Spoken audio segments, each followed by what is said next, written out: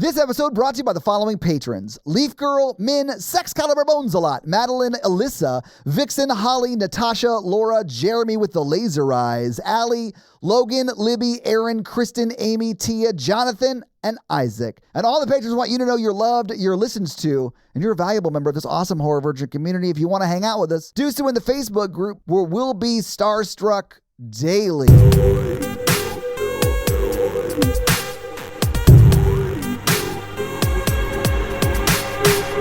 Tuning into Horror Virgin Unpaid. And I'm your Horror Virgin Todd, which means I don't like scary movies, and you guys make me watch them. And this week we have a special guest, Sammy Smart! From Too Scary to What. Yay! Thank you so much for joining us. Hello. Thank you for having me. I am thrilled to be here. Well, we're thrilled to have you. And to celebrate, we made you watch The Nun 2, and you're welcome?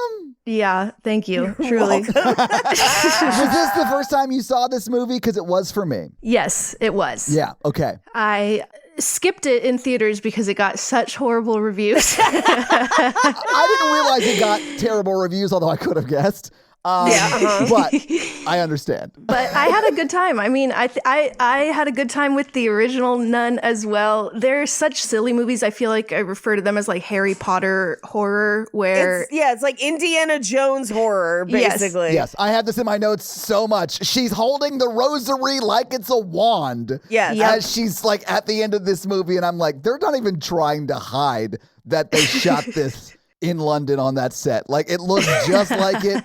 Everything takes place in a Harry Potter corridor in this movie. Yes, exactly. I'm not a huge fan of jump scares, so I don't love that about these movies. And these movies and the first one have so many. Yeah. Like, this is going to be high on the scary scale for me, even though I don't think it's like a great movie. Yeah. But it's just, there's so much like jump scares. Yep. Yeah, I'm not a jump scare person where it's really not what scares me most of the time. And especially ones like this movie where they telegraph them so obviously that I'm watching and I'm like, yeah, it's gonna pop out. And so like... That does not help. I mean, yes, I will agree. They're obvious. I still jump every time. I hate being startled, really. I just hate it. Todd, this is going to infuriate you. This is a 1 on the scary scale for me. No, I think that's sort of what I mean. Like, I don't even know that this is a good horror movie. Like, it just startles you. It's a fun comedy. It's a weird Indiana Jones horror movie, and like, it's structured like an Indiana Jones movie. It is. I'm so sorry. I have to point this out immediately. Actually, no, I have a question. Okay. Where is the boarding school? Where is it in the world? It's in France. I was thrown off. I thought everything was happening in the same location for quite some time. So did I. It took me home. I thought they were all in the same place, like literally the same place. Yes. You needed one of the Indiana Jones map shots of like flying place to place. I needed something like that. Because I thought at the end of this movie, the nuns get in a taxi in Rome and take a taxi to Hungary.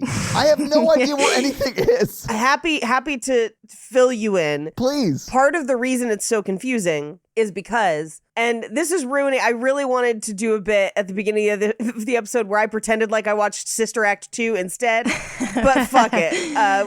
Allow me to just abandon and explain this to you. So, the movie wanted to keep the location of the relic a secret for a long time. Right. But they also needed to pad the runtime with kills for people who don't matter and give us a love story that we did not need, that is structured very strangely and makes me concerned for the children in that school. So because of that, when we were at that school, they never gave us a chyron of where we are. Which they do give you everywhere else. Yes, they do. Everywhere else that Tessa Farmiga goes, they give you a chyron. And so I knew that we weren't in the same place, but did not know where we were for a long time, where I'm like, I know where Tessa Farmiga is, but where is our B plot? Where is it taking place? And at a certain point in the movie, we do find out where that school is. And he's like, oh, it's just like an hour away from here. And which in Provence, basically, like it's in the French countryside. I see. So a taxi could get there. But aren't they at the Vatican or in Rome? No, they're not. They're at the Palais des Papes, which is in France. Okay. So they're at the Vatican archives in France, which is a nonsense choice, but it's only because they had already established them in France and didn't want to have them double back into Italy. But are the Vatican archives in France? Like, the name of the archive is the city it's in. Like, what? So the Palais de Paix does exist. There is a portion of the Vatican archives in France. Okay. They also cover this in Da Vinci Code. Yes, there is some of this in France. I wrote that this movie is a combination of Da Vinci Code and Indiana Jones written badly. 100%. And so, like, it's so funny that you have mentioned both of the movies I also wrote in my notes. Yes. Spoiler, written badly by I don't know that it's bad or if it's just written by Akilah Cooper, who I love, who also wrote *Malignant* and wrote *Mithrigan*. And I'm like... When I saw it was Atomic Monster, I was like, this might get weird in a great way. And it doesn't. It does. But well, okay. At a certain point, this movie goes so far off the rails that I was back into it. The first 2 acts, horrible, terrible, could take them or leave them, so boring, paced insane. Act 3... completely different movie. I watched it in 3 seatings because of exactly that. I after the first act was like, I'm going to go to bed. Yeah. So I watched it over the course of 3 evenings, and I agree the third evening was the best one. And if I recall correctly, in the Nun 1, similarly, that third act goes pretty hard. And I think there's a moment where she spits the blood of Christ into Valak's face, which I really love that kind of shit. Why the hell not? Why the hell not? Yeah, it's the first 2 acts, total snooze fest. Third act, they're like, we're taking all Catholicism exactly at its word and doing the weird magical shit. And I love it. But I, in preparation for this, reviewed Nun, the first one, but I was like, I don't have time to watch the whole movie. So I watched the Cinema Sins episode on it. Mm-hmm. I bet that was hilarious. It's great. Highly recommend. Something that they brought up that this movie is actually worse about is that in the previous Nun, they had to pad the kill count, as a lot of these movies do, because they can't kill their main characters. Right. So they have to pad it out with people that don't matter. But within the motivations that they've established for the Juggalo for Christ, aka the Nun, what that entity wants is very singular, which means at the third act, when she's fighting with Tessa Farmiga and the younger nun and Maurice and everybody, that's all that entity wants. So why are we just pranking all these children the whole time? Like, why do we have the goat man? Why do we have the old lady? Those children don't matter, and it doesn't matter if you kill them because they are immaterial to the plot. It is purely for the audience. Like, it's just so the audience has something to watch, which is madness within a story. Yes. Agreed. There are some deaths in here that I am very much questioning the nun's motives. Like, she just comes out and stares at people a lot and then just creeps them out. But then later they pitchfork a child. So you're just like, this movie goes hard, man. That is the literal devil's horn coming through the door there into her shoulder, right? Like, that's... I thought it was a pitchfork because you see him kind of pull it back out, and it's not thick enough to be the horn. But again, they're not really in a farmhouse or anything. And they're being chased by a huge horned animal. It's gotta be. It can't be. You think he grew hands and pitchforked them? I think it's his horns, yeah. Gotta be a horn. Because there's 2 of them. Maybe, but then it would be a much bigger wound. Oh, Paige, if you're asking me if they did that effectively in the movie, I will say no to that question. But I do think, like, narratively, it was supposed to be the horn. Like, in the screenplay, that's what it said. I'm with you. That makes the most sense. I feel like it's not what we saw, but that does make more sense. I do think this is probably the bravest movie that I've seen that's like this, in this, like, Catholic/spiritual, like, horror genre. Yeah. Because it starts off, like, the cold open of the movie is literally the bad nun, like, saving a child from a priest. And I was like, awesome. Yeah, because I was like, what did that priest do? I know. Like, there's a reason she lifted him and lit him on fire. You know what I'm saying? And that kid ran away as soon as the priest couldn't stop him. Brave. I'm just saying it's brave to start a movie that way. I did question. I was like, if we get to the end of this and it turns out the nun is the spirit of someone who was abused by the church, then I'm back on. Like, then I'm back around to this movie. There's simply no way. They just do not they can't thread things together in that way in these movies. These movies are so deeply religious. They're just like God and prayer is always the answer. Yes. And it works every time. It works every time. But also, they have given God and prayer a Harry Potter level of magic by the end of it. Which is crazy from the group of people who were like, you can't read Harry Potter because it's of the devil. Cut to 20 years later and they're like, hey, look, we got Harry Potter shit too. Come back to church, please. Please, we're dying. There's a scene early in the movie where the younger nun, and I do love that it's a younger and an older every time, good, fun times, but the younger nun is like, yeah, I was kind of dumped at this convent by my parents. And it was after my mother passed away. And so I have had trouble finding faith because I have experienced trauma in my life, which is a very human response and a very human conversation. And instead of being like, you kind of have to find your own spirituality for you. And I realize that you're in this place, but like, what does it mean to you? And then exploring that through the movie, which would be a grounded human plot point. Instead, they go into a discussion about how she's like, communion proves it's real. And I was like, look, as someone who grew up in the church, communion, not the thing to convince people on. It's one of our more confusing parts of religion.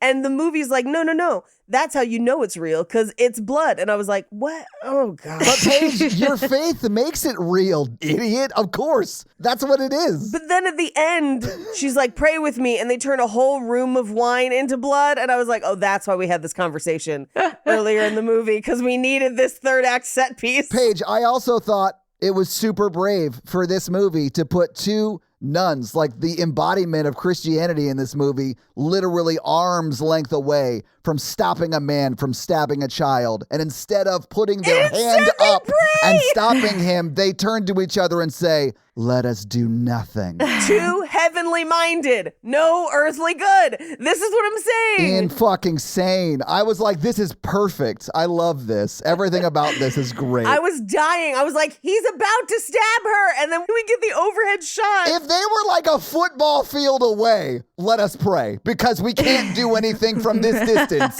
right? They're literally 3 feet away. They could put their arms up and stop him, and they're like, let's sit back and watch how this plays out. Let's just chill for a bit. Prayer works every time, you guys.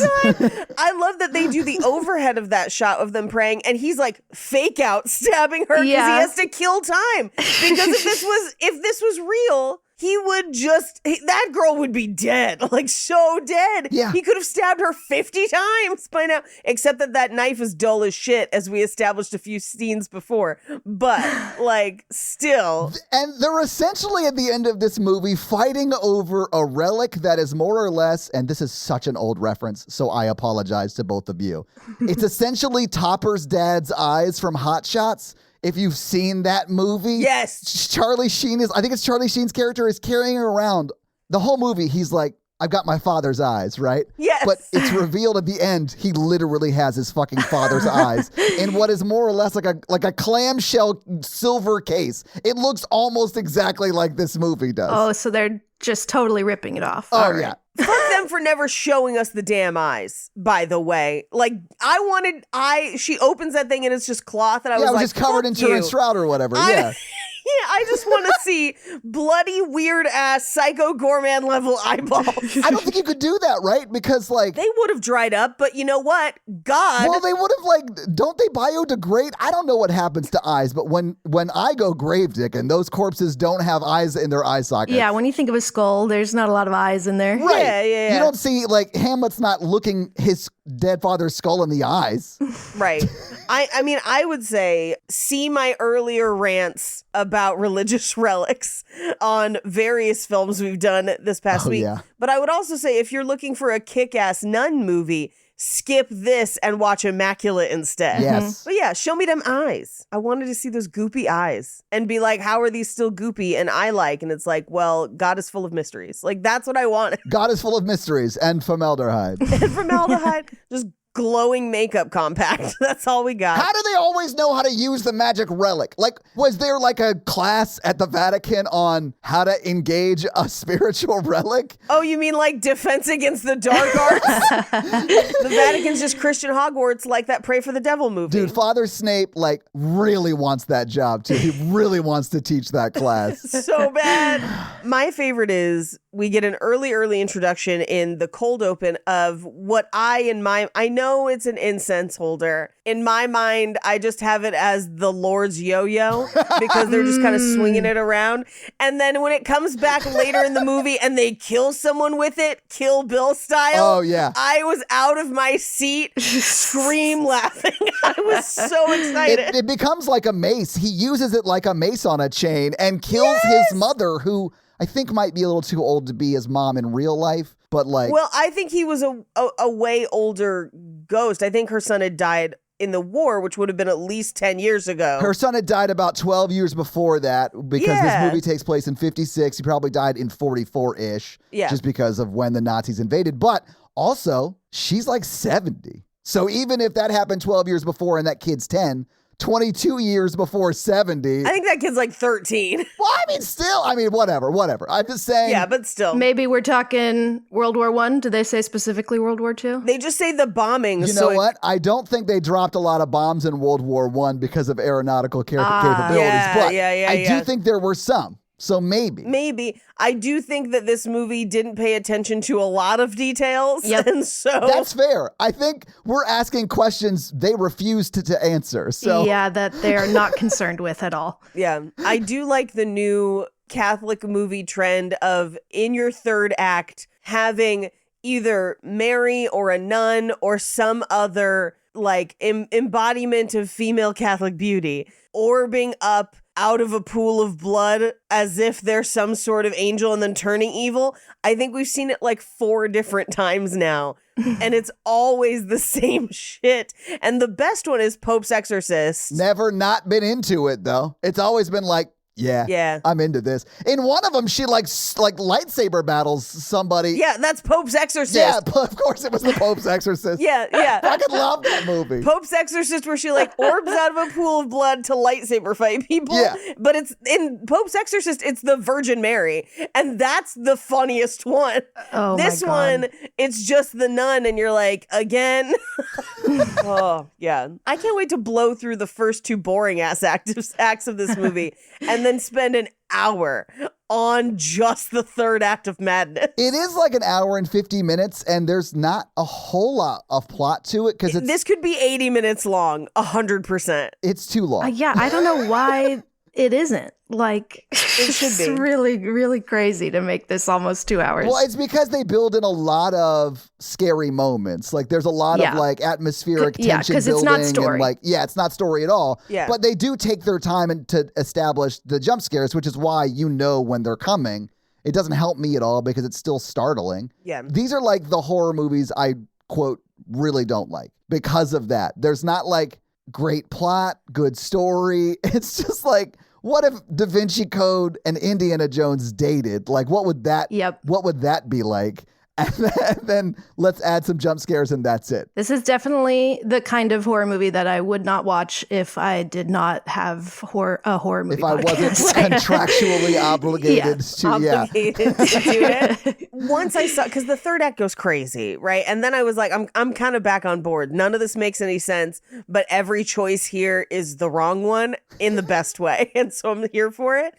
But then when I saw that it was Akilah Cooper, I was like, because Malignant, way more fun, better plot. Way better. But it also has that third act where you're like, what the fuck is happening? Yeah, a monster backwards fights a jail cell full of women to death. No, a police station full of cops. So good. Oh yeah, So like good. it kills everybody. It's insane. That's amazing. It's way better than this. I feel like these movies are constrained by like the Conjuring universe in general because the first Conjuring is like really good and again like very religious and has that message of like love and prayer will defeat all. Let us pray. Yeah. And so they're all kind of tied to that rule, and it just doesn't let it get as silly as I want it to get. Like, there is definitely silliness in it, but when you think of Malignant and Megan, like, those are so silly through and through in a way that's super fun. Yep. And this is kind of like trying to walk this line between very silly and also very sincere in a way that does not work at all. Right. Yeah, if it didn't take itself so seriously, I do think it would be more fun to watch. Yeah. Yeah, well, because I feel like if it didn't take itself so seriously, if the movie didn't believe the nun was so scared, because I feel like part of the reason we drag pacing-wise, some of those scares take 3 times as long as they should. Yeah. Like the haunted magazine cart is the worst of them, where that scare goes on for 5 minutes and it should be a minute-long scare. Yeah. I literally wrote, this magazine effect is cool, but it's taking too long. So long. You've got to reveal Mount Nun way faster because it was like a mountain that looked like her face or whatever. You got to reveal Mount Nun way faster and then move past it. Yeah, surprise. She didn't just get bored and walk away before the reveal. She's like, I gotta go. Or she should be like, oh, look, the new Game Informer magazine or whatever. I can't, yeah. Oh, Jennifer Aniston alone again. Like, there's just nothing. And like, there's so many times in this movie where people can run away and don't. Like, for the entire third act, I'm like, why are they still in the school? Go the fuck outside. Yeah. Like, what are we doing? When the lady who owns the school gets murdered, take the day off, guys. Why is anyone still here? I know. Education is so important, you guys. It's so important in a movie that doesn't know where the Vatican is. Anyway. Yeah, but it's basically the movie is too much of a movie instead of a story. We're not living in a real world that these people would live in. The movie is just putting them where they need them for scares and story to happen. Yes. And in that, we can't invest in the characters too much. And B, we can't have fun with it being silly because the movie is too like, no, it's scary. Yep. I promise. They're so tonally strange. Yeah, they're so strange. Like, it's such a bizarre experience watching these movies. But I mean, there's nothing else like it. So I'm like, all right. It's like Christian Avengers movies. Like, Yes. there's an expanded Yes. universe. It's like, I'd be super surprised to find out Kirk Cameron doesn't fund these. Yep. No, he wouldn't because they're Catholic Avenger movies, Oh, that's not a good Protestant point. Avenger movies. And That's a good point. they're very, stark differences. But like that's why the La Llorona movie, which is arguably, I would say, the funniest. It's the best for sure. She's the It's prettiest crazy. ghost in all of Mexico, She's Paige. the prettiest ghost in all of Mexico, and he has an unlimited amount of seeds. It's He's such got a pocket weird seeds. Sorry, movie. yeah. Pocket seeds. Such a weird movie, and they just don't let it be funny. Like, it could be funny. And even the main Conjuring ones have been funny, because the first one's great. I really love the second one. That was my first Horror Virgin episode, but that movie holds the fuck up. Yeah, it does. Even though the real story, very different. Ed and Lorraine were con artists, and they have contractual obligations with the studios even after their deaths for how they're portrayed. Yep. And that's part of why these movies are the way they are. But like the third Conjuring movie is so terrible and crazy.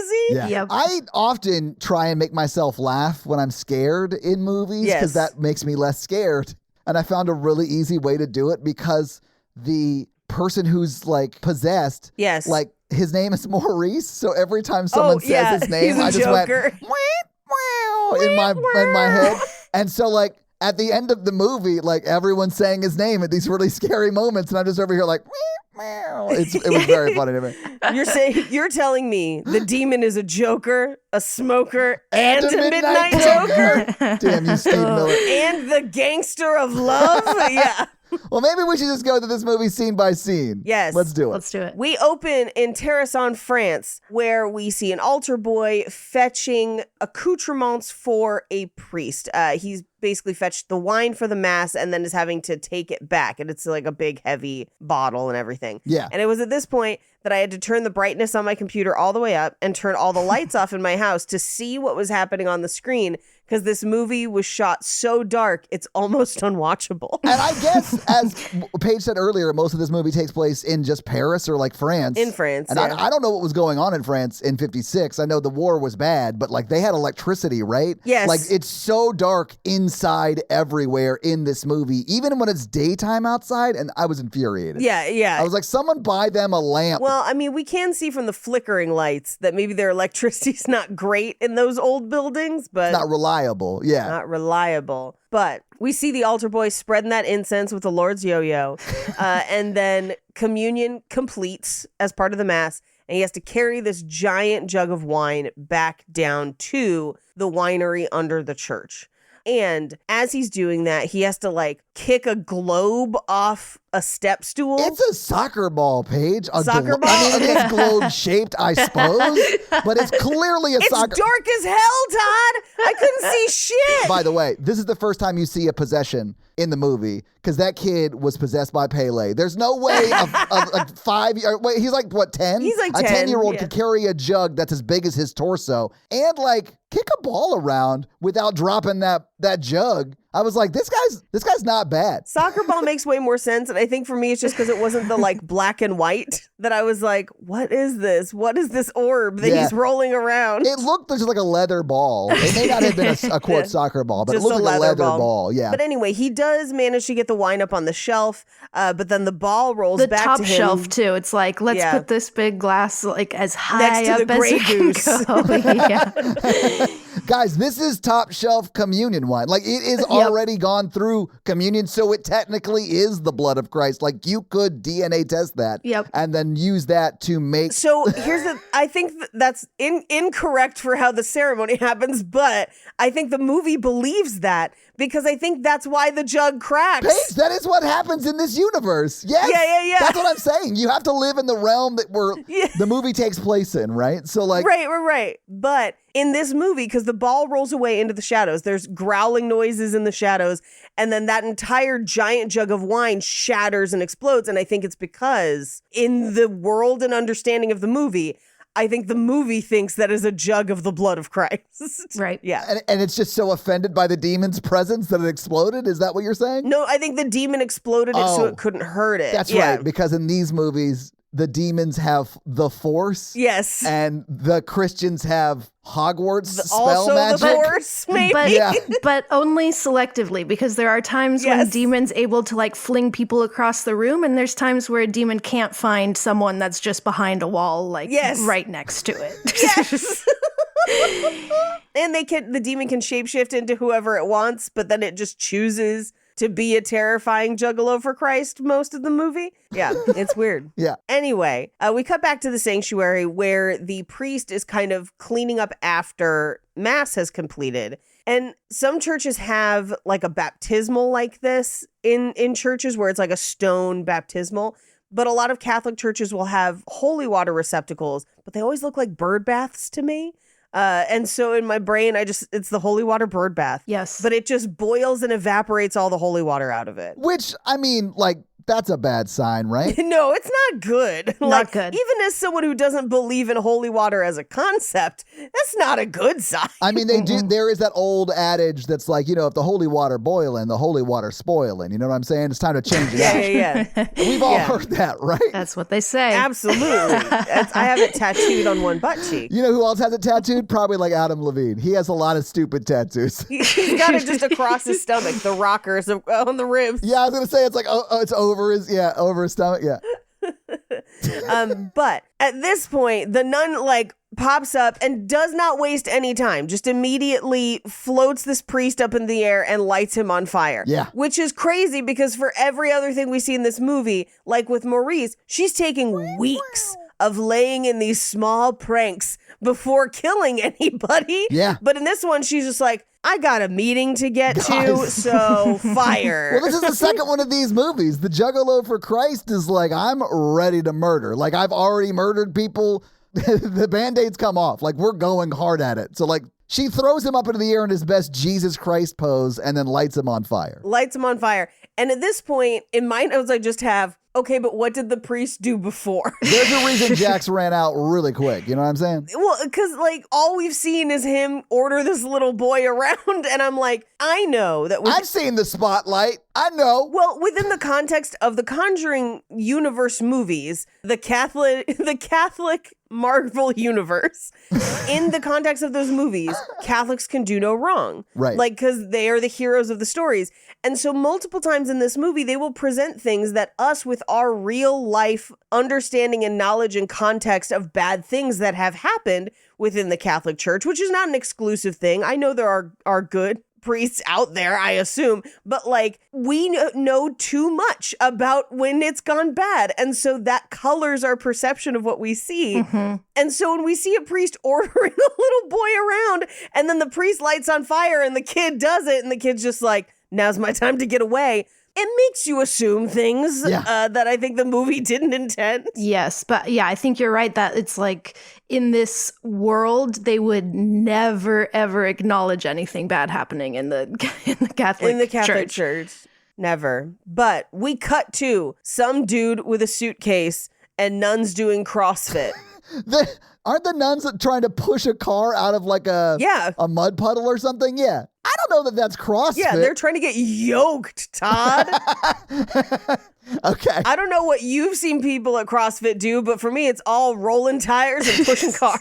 Like Tough Mudder. This is a Tough Mudder, yeah.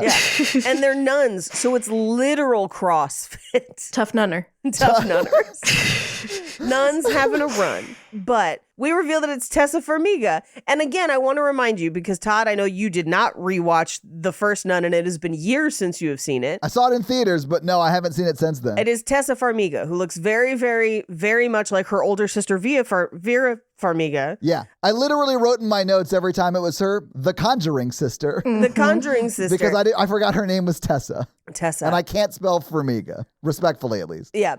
Tessa or Sister Irene. We'll give her nun name, Irene. Yep. Yeah, her name is Sister Irene. I learned that eventually. Irene is in no way related to Lorraine Warren at all. They have the same face because they are related. In no way connected within the universe to Lorraine at all. Seems like a missed opportunity. I think they just did it for fun, but then they were like, no. And she's not like Lorraine's grandmother or any of this. Well, she might be a descendant of the Eye Lady, right? Yes.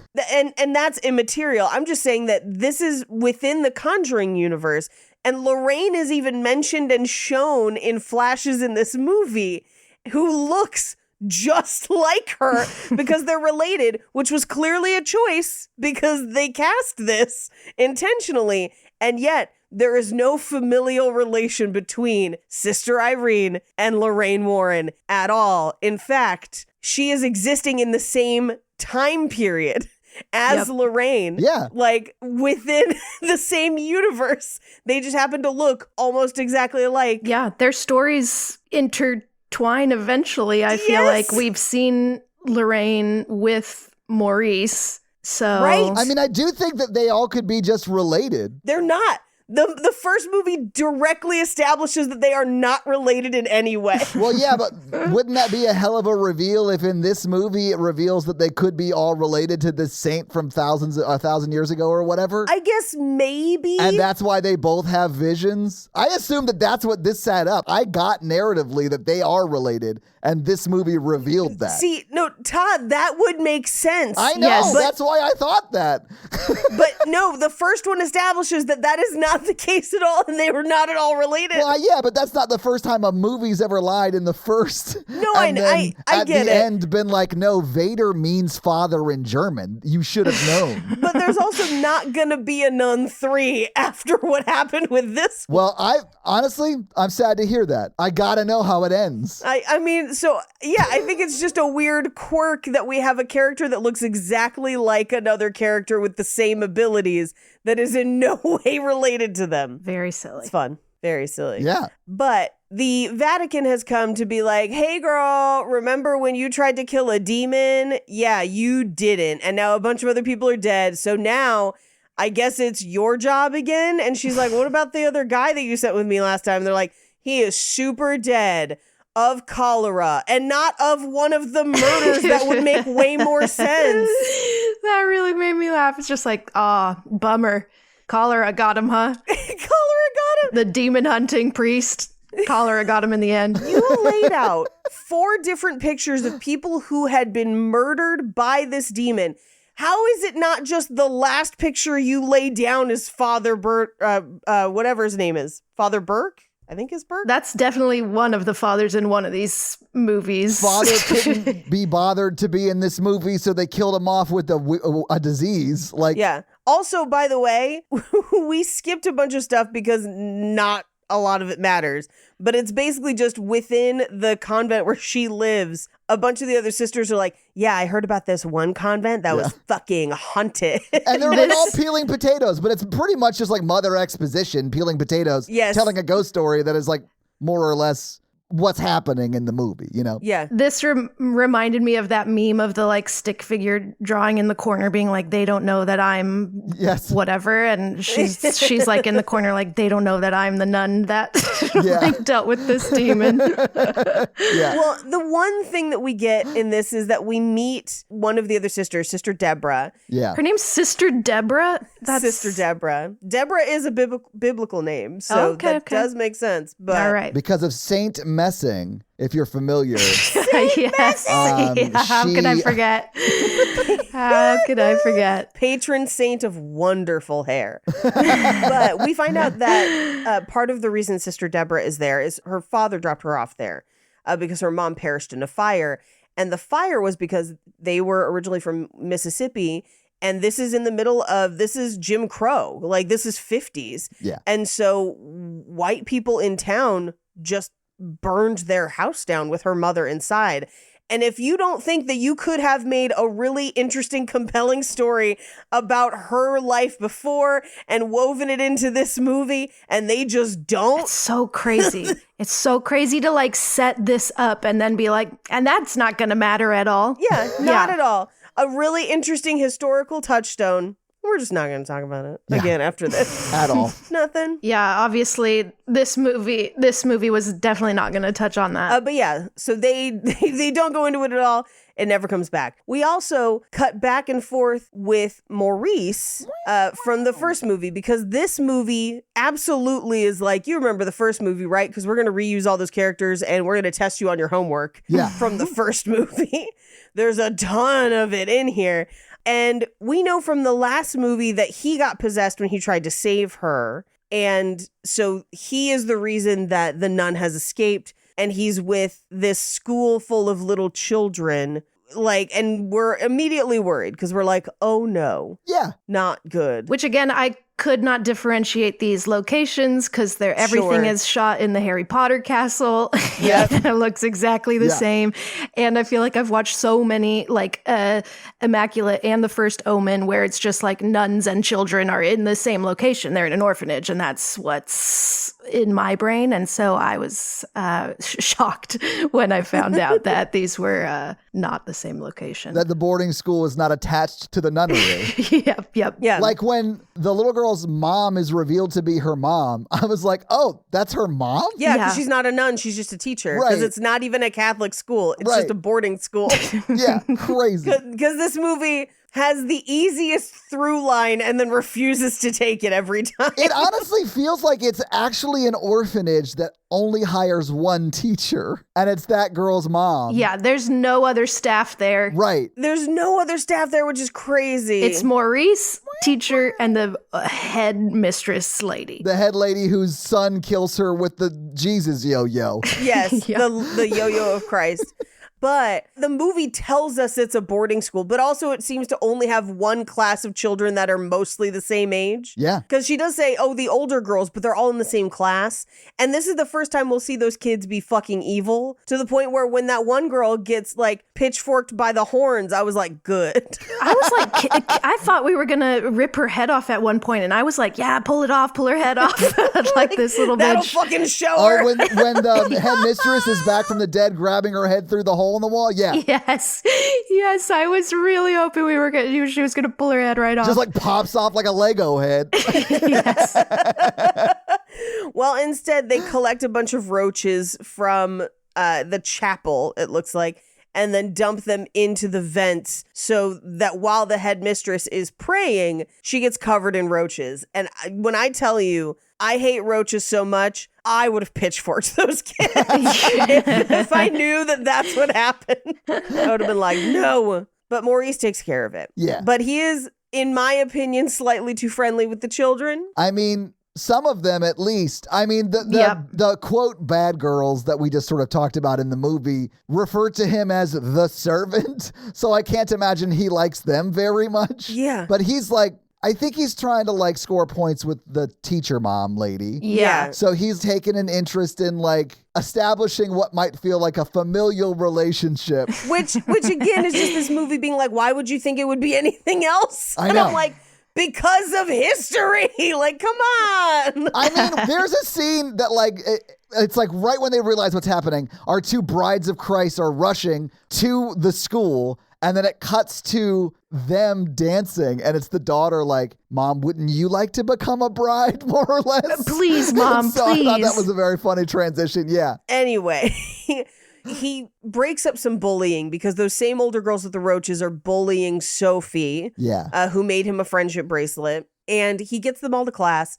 We cut to someone making a delivery to the school, and they're kind of down underneath in like a kind of a basement cellar area, setting up the delivery. They hear a noise that sounds like somebody choking on cockroaches. And they walk in to find Maurice just kind of like paranormal activity in the corner. Uh-huh. And then there's a blue steel jump scare where Maurice literally does one of these. And that's the jump scare. I know no one could hear that. It was but great, though. It was me turning my head quickly like Zoolander. Yeah. I mean, you did the blue steel. Yeah, you Blue nailed steel. it. That's Yeah. a perfect Yeah. description of what it was. And then he just straight up murders that delivery person, which is at the end of this movie, Maurice has murdered like somewhere between 5 and 12 people. And they're just like, great, you get to have a garden. No Like, consequences. how about a trial? I don't know, man. The Catholic Church, especially in the 50s, was really great about covering up like really bad shit. True. So like, I just don't think the French authorities knew. They're like, just call the Red Cross. They'll take care of it. They were like, who killed him? The guy who looked like Rob Zombie on stage at the end of this movie? Huh. Should have seen that coming. Oh, yeah, the perfect juggalo makeup. Yeah, it looked crazy. I'm going to say something controversial, but not unexpected for me. Maurice kind of gets hotter when he goes evil, right? No shit, Paige. Yeah, I could have written that in my notes. Yeah. He gets like more shouldery. Paige is really into like shouldery dudes who look like they might be a little mean to you, but turn out to be sweet. Yeah.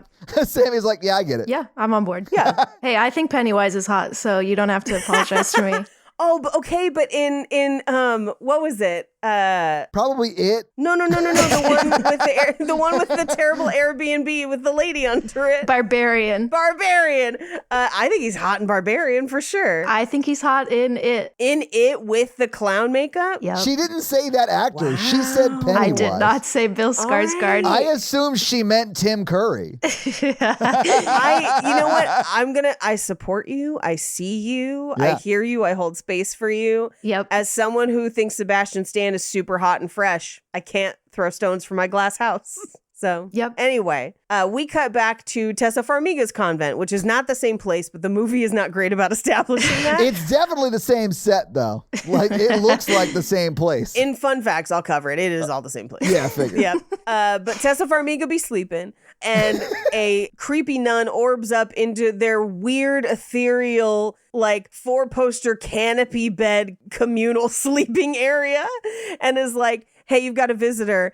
And there's no one else in the beds. That's how you know it's a dream, like right off the bat. And then she gets up and there's no one, but it's Maurice, and he's all fucked up. And he's like, save me, sister. And then she wakes up and she's in a room full of people and everyone's there. She gets up the next day to pray, but now she's got visitors from the Vatican. And this is where they're like doing the Law and Order SVU interrogation of like, did these crime scene photos mean anything to you? And she's like, oh no, that demon's back. I guess I didn't do it, but y'all can go fuck yourselves. It's going to be a no from me, dog. Which I would say that too. Like, if I survived a demon attack or whatever happened Yeah. in the first one, like, I wouldn't want to do that again. I barely survived. Everyone else that was there died. Yeah. You guys can't find anybody else in the whole You guys can't find someone who's not a world? lowly nun to handle demons? You're the Catholic Church. Where's Father Amorts? I was going to say, where's Father Amort? This seems like a staffing issue.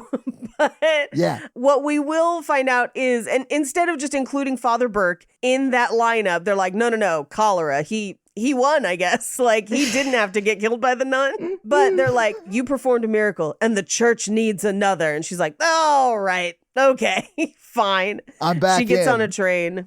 I'm back in. Twist my arm. It's almost like a lethal weapon of like, God damn it, we need you to do it again. Yeah, it feels like when they go and like bring someone out of retirement like that, except she's not in retirement. She's just like doing what a nun's supposed to do and like working in a convent and like hanging out with the nuns. And they're like, yeah, we need you to handle everything for us. She's, if anything, like pretty new still. I feel like. Yeah, she's only been a nun for a few years. Yeah. She's definitely a green belt. You just can't see them because they're under the dress.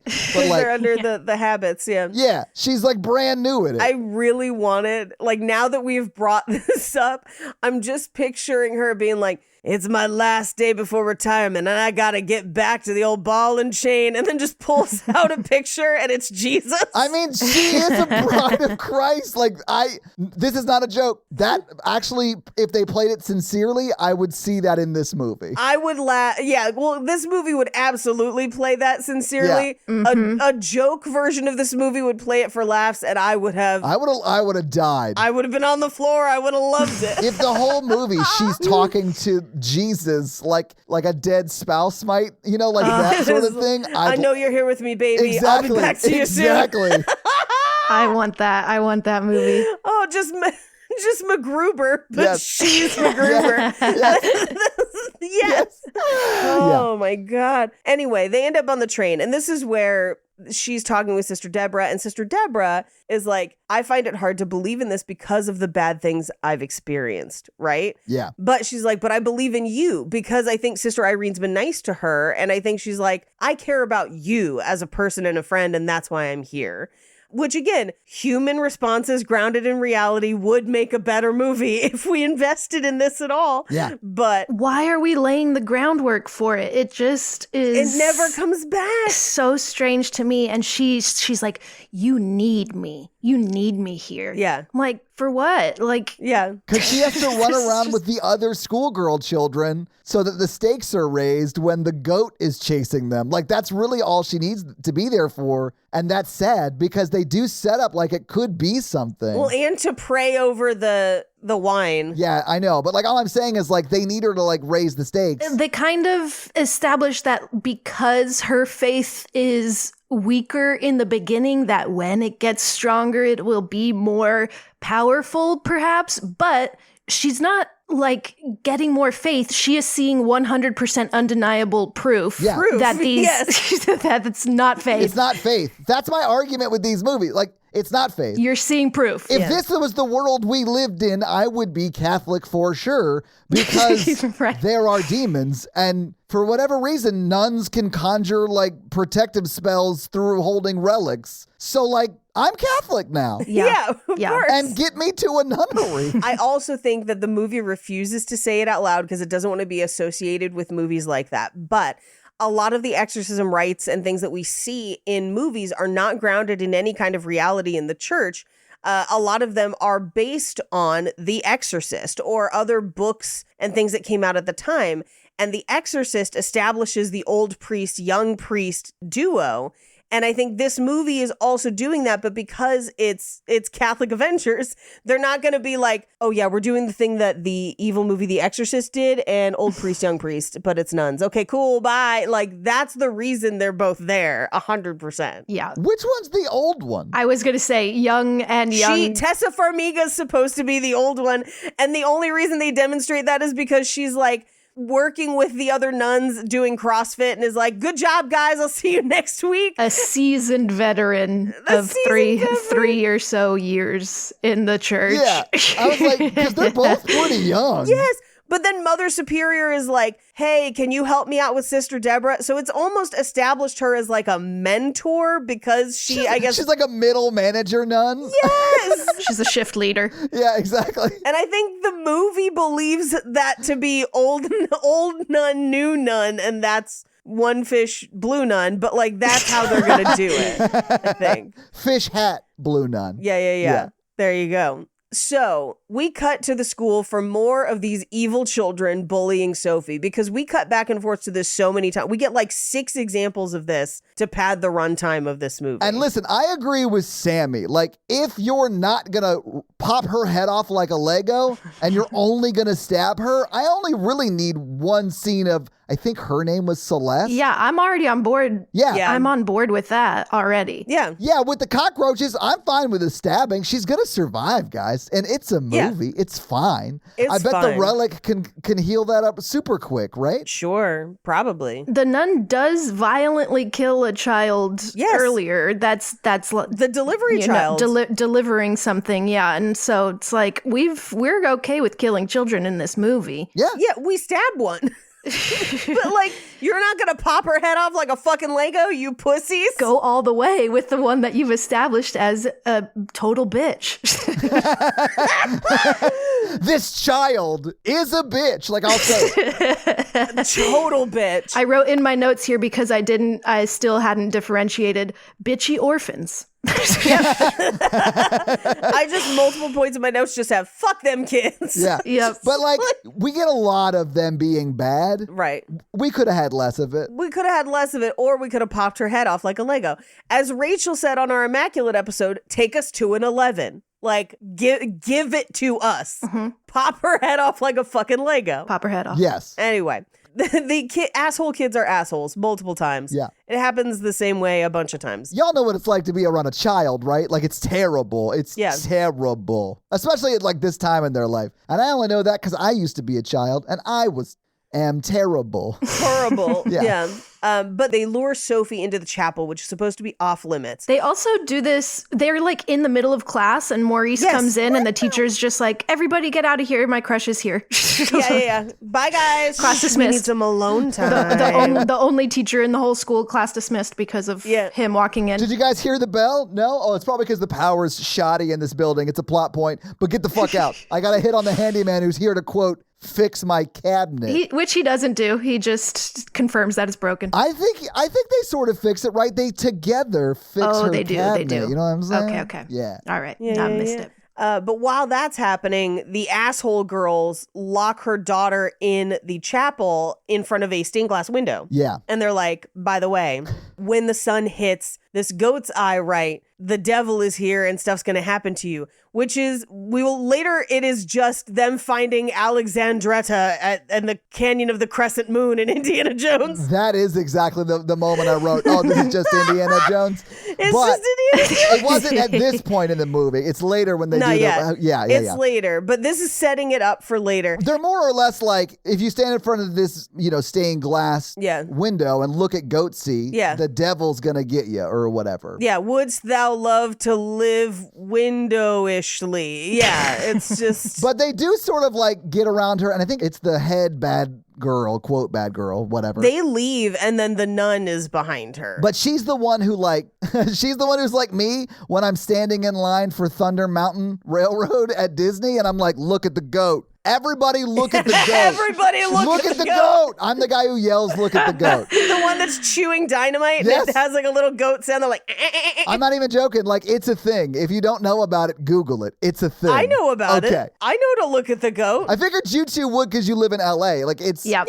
Yeah, everybody knows about the goat. I didn't learn about the goat until I lived in San Diego. Yeah. Everybody knows about the goat. I didn't know about it until the guy in front of me in line, it was probably the third time I had gone on it, but he was wearing a shirt with that goat on it. Oh my God. And it said, look at the goat, over and under the goat. And I was like, oh, do they sell those? That's cool. And he was like, no, I made this shirt. I had it made. He was so proud of the shirt. And honestly, I want one. I'm going to like commission someone to have one. Yeah, understandably. Yeah. The ride even triggers with a sound to try and make you look at it. Like, they want you to look at the goat. Just look at the goat, man. Look at the goat at Thunder Mountain Railroad at Disneyland because that's how you beat the devil?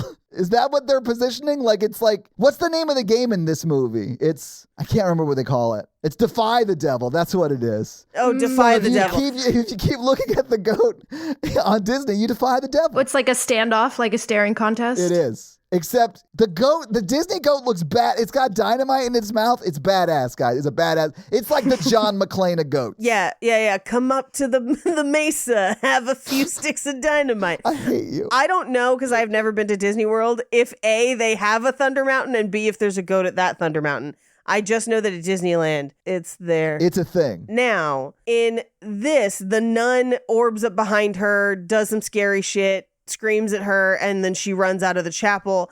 But they try to lock her in. So she tries to escape. They try to close it. Maurice intervenes. Even though he is also the nun, the movie doesn't fully understand its own mythology, where it's like, is he possessed or is he not? Because the nun seems to move freely with or without him, but then at certain times needs to turn him evil to do her bidding. Yeah, the rules are real shoddy here. Like at the end of the movie when he's about to stab the girl and the nun is also just existing outside of him in the scene, why doesn't she just kill the girl? Yeah. It seems like having to control someone else to do it, aside from like leaving like evidence to make sure he goes to jail forever. Like, why do that? It seems harder. I don't know. I do love that, like, I have in my notes that he walks up to break it up, and in my notes I just have, these little shits.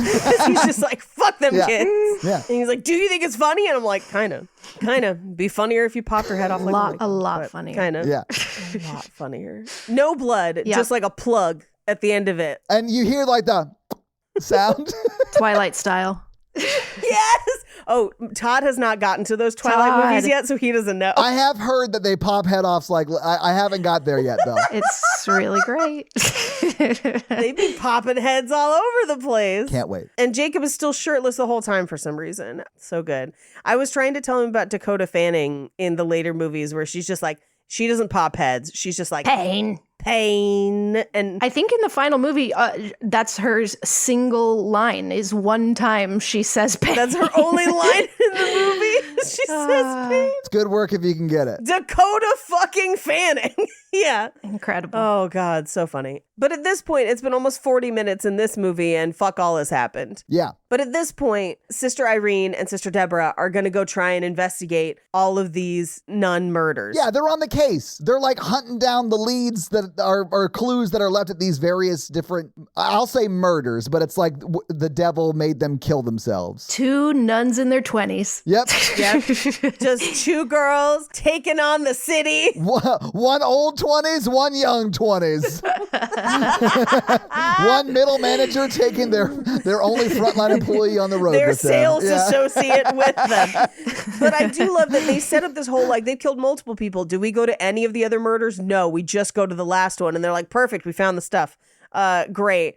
And I was, the whole time in this movie, I was like, how are they going to like find this school? Like how, and they fully just yada through most of it. The movie starts with like an exposition dump from like an elder nun. I think it might even be like Mother Superior. So I called her Mother Exposition. Yes. And the way they find where to go and resolve the whole plot of the movie is from Father Exposition at the what I thought was in Rome, the Vatican Archives in Rome. So it does sort of bookend a lot of exposition with these 2 like elder religious characters, and the rest is like yada yada yada. Here's a scary scene. You know, it's Yeah. Doesn't someone at some point just go, and the handyman that used to work here left right afterwards. Left right afterwards. He left the next day. She's like, handyman? What was his name? You should tell the cops this. Like, what are we doing? My favorite version of that is Father Exposition being like, you'll need this relic of eyes, and I think I know where it is. Yes. I have an idea. Also, when they first introduce Saint Lucia, is that the name? The lady who got her eyes stabbed out? Yes, there's like a Saint Lucy. Saint Lucy. There's a painting of her on the wall of their first place that they are. Who knows where it is? We never got a look. Terrace on France. France. Yeah, that's where the guy got murdered at the beginning. The father got murdered at the beginning, right? Yeah. Flame Daddy. Yes. When they first explain her story, I was certain it would never come back. Because the whole first act, they're just setting things up, and I'm like, well, this isn't going to come back. This isn't going to come back.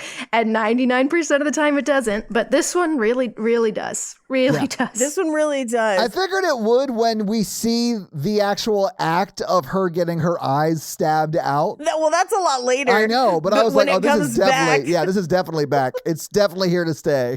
Yeah. But for those of you unaware, and if you haven't watched the movie, the story they set up is that pagans tried to burn her, but she would not burn, and so then they removed her eyes. Right. That's all you need to know. But allegedly, her just eyes rolling around in a makeup compact have immense power. Like, almost like Holy Grail levels of power. It's a makeup compact. It 100% is. But just undefinable power. They say, like, who knows what Valak will be able to do with it, and who knows what we will be able to do. What you will be able to do with it. Yeah. All you have to do is hold it and scream and just see what happens. Kind of like a wand. Open it up, cut that crease.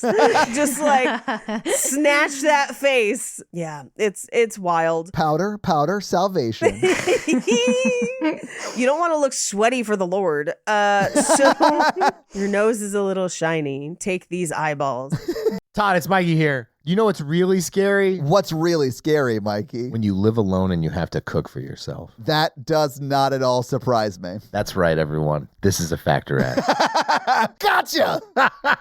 Factor has never frozen, chef-prepared meals. They're delicious. I'm going to talk about this before after the end. The app is so easy to use to select the meals that come the next week.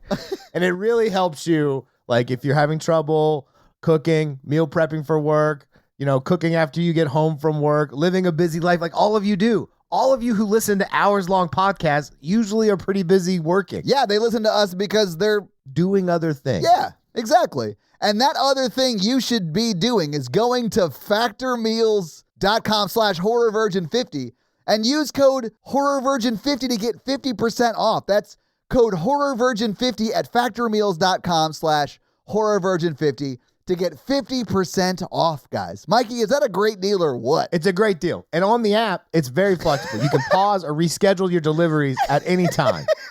That's not even part of the ad copy. That is just Mikey having used the product so much, he knows it very well. I used it before they bought advertising. I used it.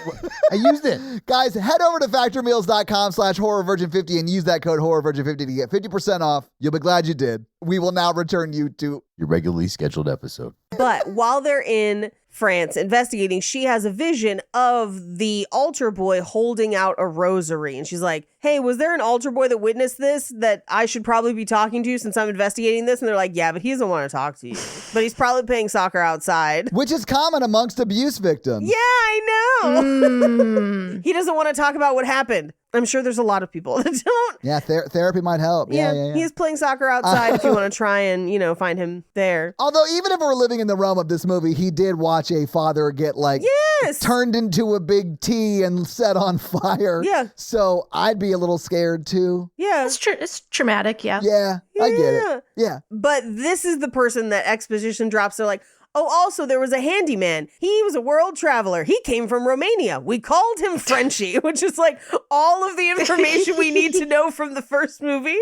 And then she's just like, Maurice. And they're like, he was headed to Hungary. And we get a flashback of the end of the first movie where he's going, to Hungary and going somewhere else. And then she's going somewhere else. And she gives him tomato seeds to start a farm someday. Yeah. Great. And she was just like, he was our guide. He came back and saved my life. That's when he got possessed. Oh no! How is Maurice not noticing that every church he's at, there's a death, right? Right as he leaves? He's like, is it me? Yes. He is not putting this together. No, he's not great at problem solving. Honestly, guys aren't the best at picking up on those clues. You know, we're just not. Sure. Yeah. But he also immediately leaves every time it happens. So, like, he has to know that it's him to a degree. Paige. Yeah, he's like, man, people are dying around here. I gotta get out. I gotta get out of here. I gotta get out of here. Every time I find a new church, I pass out and then somebody's dead. It's like, And then I'm like, I guess I better be hitting the old dusty trail. That's my cue. Yeah. time for me to plant some tomatoes and bounce. It's just crazy. That's the strangest euphemism for killing someone and leaving the scene of the crime. But yeah. Yeah. But we cut to him now in the garden, and he's talking with Sophie's mom, who doesn't have a name, I don't think, in this movie. It's Sophie's mom. It's Sophie's mom. Yeah. Which is one of the children from Chronicles of Narnia. It was bothering me. It's Anna Popplewell. It is. And another just deeply religious movie. So Yes. that's this actress's vibe. Although that's the version I grew up in. We read Chronicles of Narnia as children, which honestly, pretty fucking dope. I mean, like, they're fun as far as fantasy books go. Yeah, I read it as well. Her name's Kate in the movie. I had to look it up though. Yeah. Yeah. They don't say her name very much. Oh, in this movie, it's Kate. I was like, that's not one of the Narnia children. Yeah. You know whose name they say a lot is Sophie's. Sophie. Yeah. Say it almost constantly. It's a real Sophie's choice out there. It's Anna Popplewell is the actress's name. Okay. Yeah. I think she plays the older sister, but I'm not as familiar with new Narnia. I watched the old BBC Narnias. She plays Susan. Yes, I believe it is the older sister, yeah. The older sister who doesn't believe at the end. It's like C.S. Lewis when he started. Well, that's why it's in the book. But like, she goes to full ass Narnia and is just like, I don't think any of this was real. That dude just had weird feet. Mr. Tumnus. Mr. Tumnus. It took me a second, Yeah. and I was just like, oh, James McAvoy. Yes, strange feet. Yep. The actor, James McAvoy. Actor James McAvoy with his strange ass feet. I mean, that's what Sophie was doing. She was like, that's an actor. Yeah. Yeah. It's not real. It's not real. I just like in the world that like they cast James McAvoy, who just also happens to be part goat. If James McAvoy doesn't have hooves, I'm disappointed. He's in full prosthetics in every other movie. They have Yes. to cover Yeah. up the goat feet. Yeah, it's my favorite yeah. part of Atonement when they're in the library and he just puts one hoof on the ladder. And he's just eating that page from that book.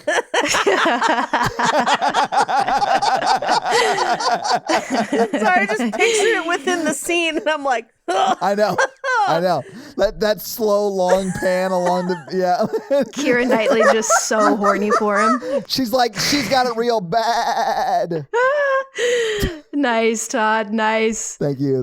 But you know how goats' eyes are just kind of wonky and he's just like chewing on a page of paper, all crazy eyed. Oh, God. That's why they call him Walleye Jimmy. Well, I don't know if you remember Stardust where Papa Weasley. Yes, I remember Stardust. It's one of my favorite movies. So Michelle Pfeiffer. Yeah. Yes, yeah. Papa Weasley plays a half goat, half man that basically does what we have described. Amazingly, yes.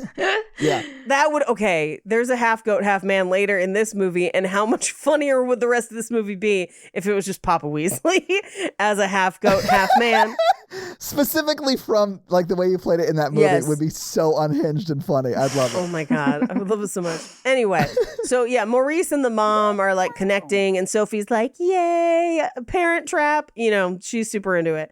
But her mom kind of comes over and is like, don't spy on us, but thanks, girl. Thanks for the layup. Thanks for wingmanning. She's the best wing daughter ever. Ever. And she kind of leaves. And then Sophie hears her mom calling again and follows it. And I'm like, nah, girl, no. She walks upstairs into a creepy room. But then that door opens into the hallway at the Warrens' house because this assumes that you've seen enough of the other movies to be like, this is the same shot from Conjuring 2. I didn't realize that. There you go. Yeah. But what jumps out at her? 5,000 ravens! Just like, and then she turns, and one of the actual cool things is like there's a burned part of the school, and it's in the shape of the nun's face. I'm like, that's kind of cool. I wrote in my notes. That's kind of cool. That's kind It's of also the deadliest thing in here because that's definitely black mold. Yeah, so like oh, that's yeah. gonna Yep. kill people. Yeah. Yep. She didn't need Maurice for that. Because again, this building is completely abandoned except for one class of children that are all the same age. That are allegedly at a boarding school. I think they're like squatters in a bombed out building that like they sort of renovated a little bit. Yeah. But like they're gonna die like Brittany Murphy unless they get that cleaned up. That's all I'm saying. Oh, because of the black molds. Yeah. Yes. Anyway, we cut to Sister Irene and Sister Deborah do not have a reservation at this hotel. They're going to have to call Expedia. But while they're trying to figure it out, Sister Irene sees the children and is like, oh, I got to talk to that one kid about that rosary. And she stops and talks to him and is like, you got the father's rosary. He's like, I took it because I was scared. I'm so sorry. And then runs away. And she follows them, and they're basically phantom boys because they just disappear into one of the alleyways in front of the haunted magazine stand, which takes for fucking ever. It is cool. Like I like the effect, but I'm not Yeah. even joking. I think it's 3 minutes Yes, long. of it just setting it up. Yeah, like 90 seconds would be too long. Yeah. It would probably be way better. It's just too much. It's too much. It's You too got to much. reveal Mount None, do the scare, and then let's move somewhere else. It's just too long. It's too long. But she does see this. It scares her. Like the nun grabs her by the throat, I think lifts her up. Yeah. And then it like cuts away. It cuts to a flashback. Yeah. But like it like reveals that she just like passed out like she heard the first Beatles song of her life. Although that would be a few years later. I guess that was the 60s, not late 50s, but still. That was 1964. Well, in America, it was 1964. But anyway, do you think that they did this scare because print media is dead? Yeah. That's all I could think of. I was just like, you're right. Magazines are useless. Just like, yeah. Oh, no. But this is where we get a flashback to St. Lucie, where this flashback is True Blood as fuck. It's just dudes in red cloaks stabbing people's eyes out. And I was like, Yes. hold on, what's this movie? And then she holds out the makeup compact and I was like, puzzle box? And then I was like, are we going to get Hellraiser with this shit? Ooh, a little Hellraiser. But no, it's just a makeup compact for the Lord. And she is passed out in the street. She comes to in the hotel room with a doctor being like, wow, you're lucky we found you in the middle of the street. Well, we do see how that happens because Saint Deborah like finds her in the street and yells for a doctor, right? Yeah. So we did see how they found her, but Yeah. she just wakes up in a bed, I guess. Yep. Now, at this point, I checked the time on this movie and there was still an hour left. And I was furious. I had the same experience. I hated it. I was very upset. But I kept stopping to go to bed and get a full night's sleep and watching the rest the next day. So this was a pausing point for me as well. But we cut back to the school where the headmistress kneels down to pray to Roach Jesus. And Maurice is just like banging his head against the chapel door. Yep. Which she's pretty chill about. Considering that's where her kid died, yeah. She's so nice to him. She's like, "Oh, it's okay. Like, Yeah. don't worry about it." And like, let me help you. I'm like, are you? Yeah. I would be not okay with this. Be like, what the fuck are you doing? Yeah. I like, are you having an episode? Yes. Like, do you need medical attention of some sort? Yeah. Yes. Well, like, Yeah. hey, janitor who's too friendly with the children, what are you doing here late at night where the children sleep? Like, that was my immediate first question where I was like, she's not suspicious of this at all. At this all-girls boarding school. Yeah. The only man. He's literally the only gentleman at this place. Yeah, I was like, no. But she walks into the chapel because, like, she sends him home. She then goes into the chapel to investigate because she hears a noise. And I'm like, no, girl, just tighten the chains and go to bed. Like, what are we do? You know what's in there. No. But the door like opens for her. Like the Yes. chain, like the door opens. beckons to her. Yeah. And she's like, Cedric, which is like her son, right? Which is her son, who'd been dead for a long time. Yeah. And at this point, this is where the movie gets unhinged for me. This is where it starts. It does start to kick off, Yeah. yes. And so my notes are bonkers, where I just have Jake and I earlier in the day had watched Kung Pao. I don't know if you've seen it. It's old at this point. It's like 20 years old. But there's a scene where they overdub things in the background and a group of children runs by and they just say, we're children, we're children, we're children, we're children. And that's their only line. In this movie, a group of kids are like shadow running behind her. And every time it happened, I was just like, we're children. Just like run. But then she's just like looking around and she's like, what did we put back here in this chapel? Like she's going antiquing. Like she's just like, oh. It does look like she's like like looking around for something she left behind years ago when she locked this place up. Yeah. And I'm like, girl, he done been dead. Like, what's happening? But then he shows up with the Lord's yo-yo and but then the yo-yo drops. And I was like, oh, he's like walking the dog. Then he's like a ghost child. And then it becomes battle yo-yo where she takes it to the face. He does a lot of around the world, unfortunately, when he's showing his mom the yo-yo tricks he learned at Jesus yo-yo camp. Yep. And like, she's standing a little bit too close, and that's on her. Like, it's an accident. They do warn you when you're watching a yo-yoist to stand that far back. That's why when you're watching Yo-Yo Ma, you can't get so close. The guy that was the superintendent of the Christian high school I went to was also a performing master yo-yo person. Todd's feeling good. Oh, really, Paige? Someone who is at a high level at a Christian school had a nerdy hobby? I know. Shocking no one, but he was like amazing at it.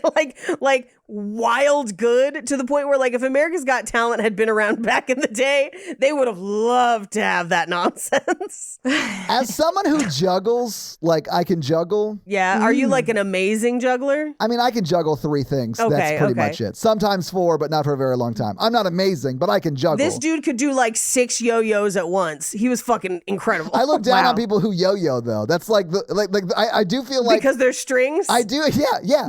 I do feel like in the world of clownery, I do feel like yo-yo is a threshold below juggling. I don't need a string to get the balls to come where I want them. See, I feel the opposite because yo-yo requires you to not only extend the string, but to keep the velocity going so that you can yank it back. I think it's harder. I mean, listen, all I hear is you being a yo-yo apologist, and I will not tolerate it. I'm bad at it.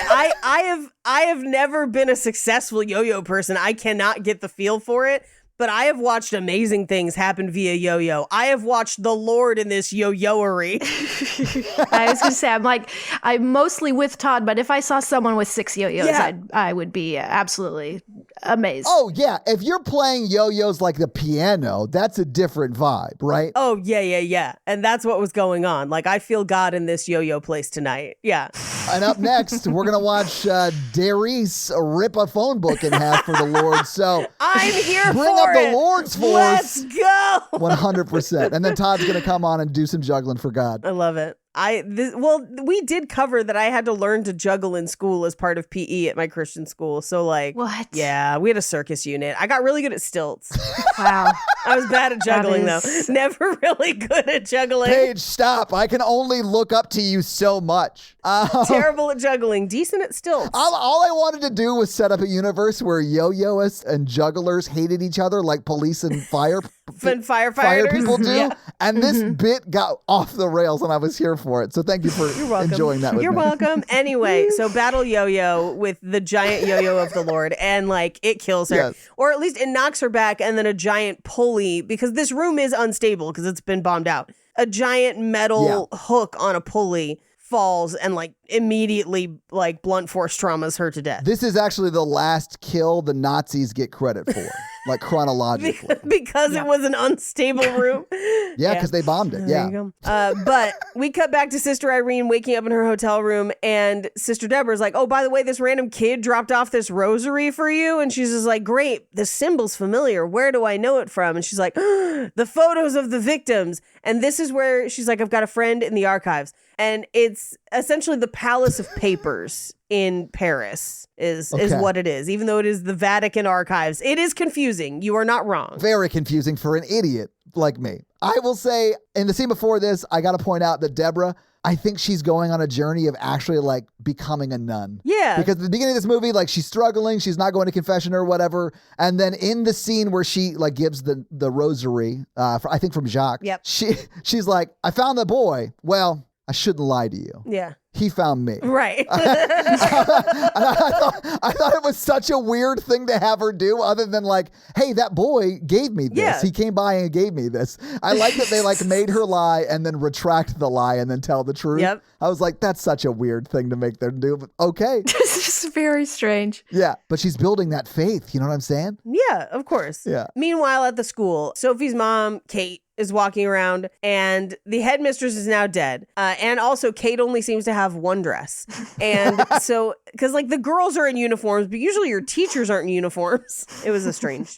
Listen, dude, France struggled post-war. Like, That's fair. you might have That's fair. only had one dress. True. Fair. Although the war ended, I think, 13 years before this movie. But like, it may have been bad for a while. Yeah, I have sure. no idea. Regardless, Sophie's like, there's something bad in there. And her mom's like, yeah, there is. It's a dead body. It's a like, dead we body. shouldn't let you in there to see it. I'm not worried about what's in there. I'm worried about our alibis out here. Like, girl. Anyway, so we cut to the Palace of Paper, the archives in France. And this is where we get Father Exposition. Father Exposition. Yeah. St. Lucy of Syracuse. And he's like, the victims are all her descendants, and her eyeballs are in some makeup compact. And if you find it, it might give you power, or it might give the demon power.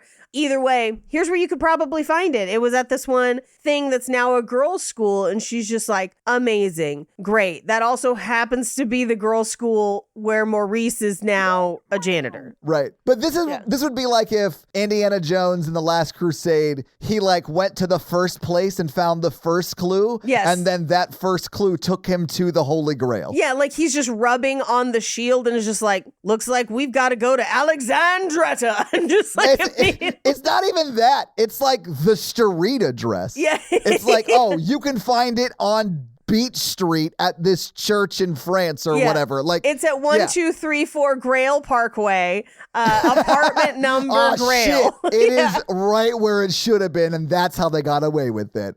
In plain sight, my friends. It's as if someone would walk up, though, and be like, oh, I see you just found that thing. Are you looking for this thing at the end of the... Because I know where it is, and it's Yeah. right here. Thanks, Clippy. Yeah.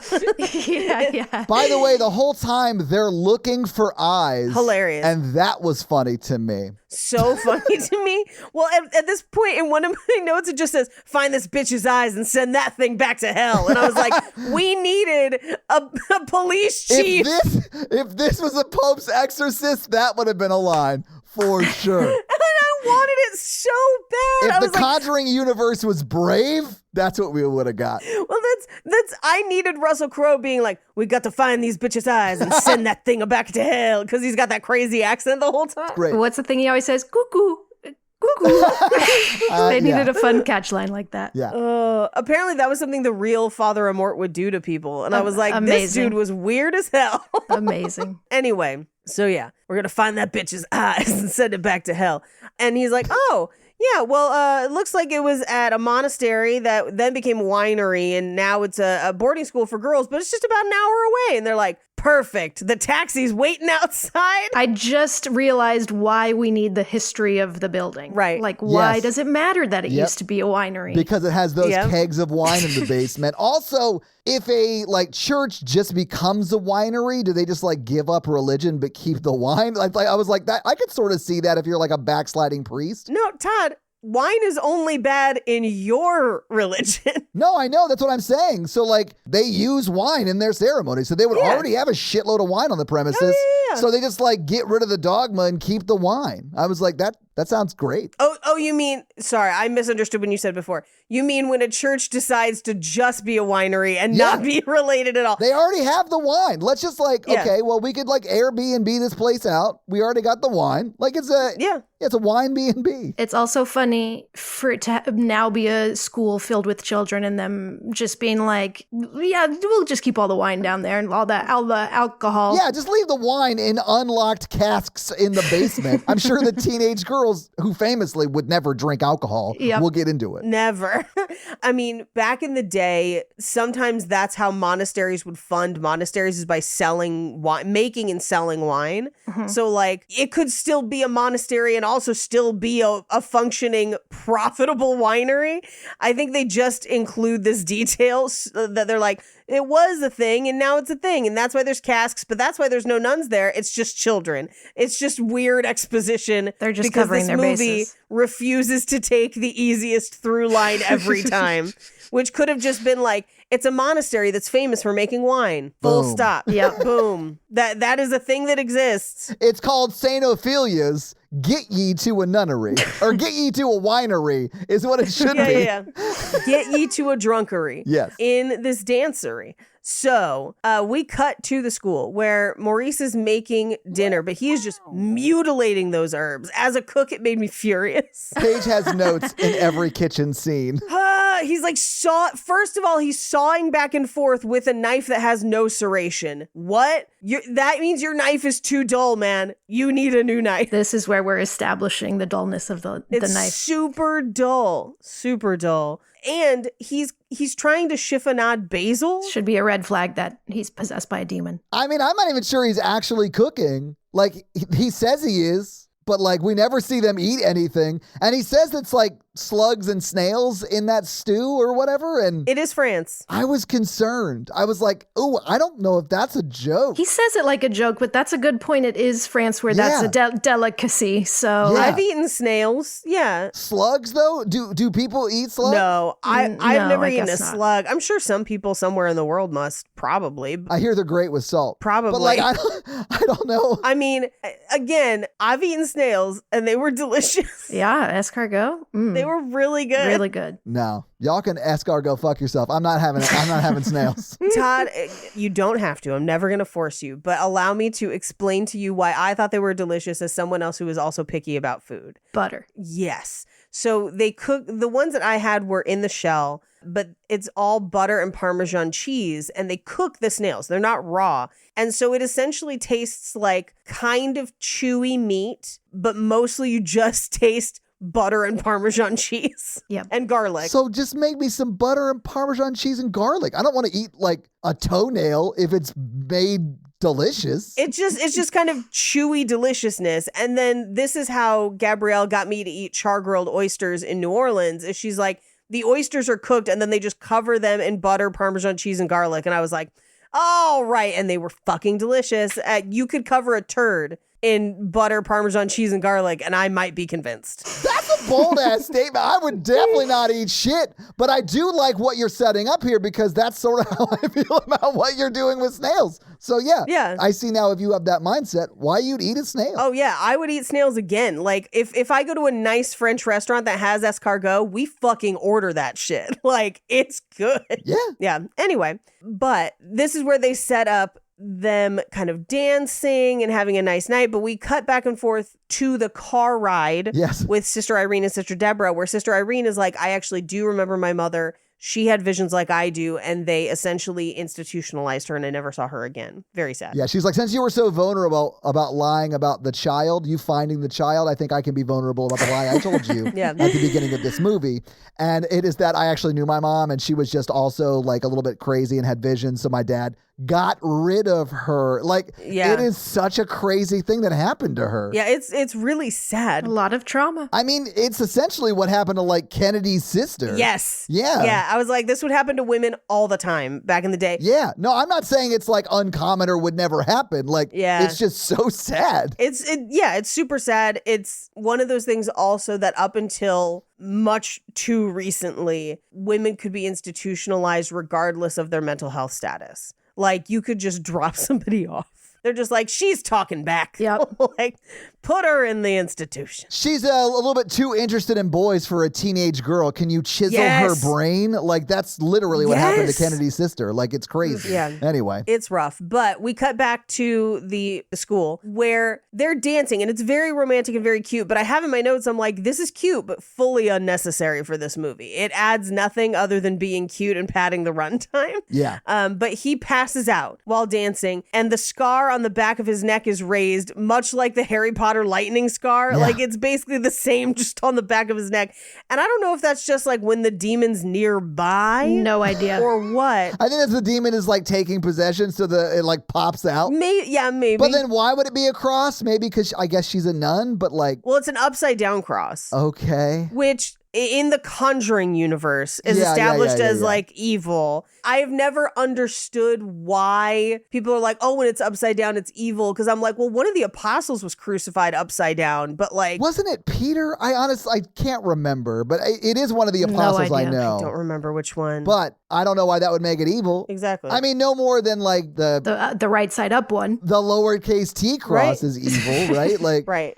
St. Peter, was crucified upside down. I thought so. Which, for Catholic movies, Peter's considered the first pope by a lot of people. I think by Catholics, Paige. Like, Not all Catholics, but most, I would say. Yeah. Yeah. It's one of those established lore things. Why would he's the one who got crucified upside down. So why would the upside down cross be evil? It's literally only in these movies. It's just a conjuring thing. But it is in these movies. It is evil. So like I accept it. It's fine. Yep. I think of it as, because we often see like a demon turn across upside down. Sure. And so it's kind of an as above, so below thing where it's like, this is the heaven version, this is the hell version or whatever. What I really want is someone to go back into one of those scenes and like Photoshop in like a volume dial of like, and it just said evil, and it's just them Evil. turning it up, like turning the evil up. Like that would be so fucking funny. Well, upside down cross looks more like a middle finger than a right side up cross does too. That's so they're true. just like, There you go. Looks punk as fuck. It's about to get Sid Vicious in here. As they're looking at his scar, they realize that there's a full-on painting of the nun in the room. Has it been there this whole time? I guess, right? And then the painting pops out like it's like a haunted house effect. Yes. Yeah. And I was like, oh wow, okay. oh my gosh, yeah, with the teeth. Yeah. Well, okay, but so we got to talk about the nun painting for a second, because in Conjuring 2, we established that the Warrens have the nun painting in their house. I believe Ed paints the painting. Ed paints a painting, but then also has a nun painting. I don't remember if he paints this one. So he's an art thief, is what you're saying. Hold on. He's trying to pass it off as the original. I feel like he goes into like a fugue state and paints the painting. Yes, I think you're right. I forgot that it's like in a possessed sort of state that he paints that painting. That's so funny. Yes. After Ed was compelled by a dream to paint Valak in nun form, then Valak chooses the form to torment Lorraine using the painting as a portal. Oh my God. Oh my yeah. God, it's a portal. But then that same fucking painting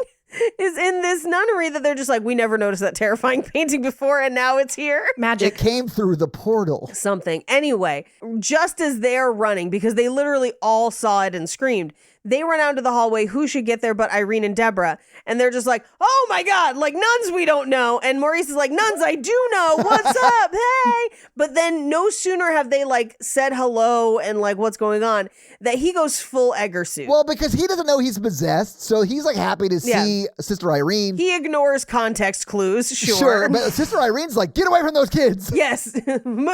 Someone should have said it a long time ago. Which is like how a nun probably should react when she sees the only male person in this like boarding school full of ladies. Yeah, maybe. Just for safety. Yeah. And he's possessed. He goes full Vincent D'Onofrio and Men in Black and is somehow instantly hotter. This is the moment where it should have gone a Malignant level turn. Like if this was Malignant, he would have run backwards to the chapel, like love. But it doesn't get quite as crazy. Well, not quite yet, because they use the Force and she's just like, demon, I command you to leave. And I was like, is she also a Jedi? Like, what is happening? No, she's literally holding the rosary like it's a wand. Yeah, and he's just like force throwing people around the hallway. Yeah. He like throws her into the window and she falls down, and only Sister Deborah is left standing, and Irene just tells her, get him, and like stop him as he's like going towards the church place, and she jumps on his back, and I'm like, this is a large man possessed by a demon, and she's just like, stop him. Like me, a small,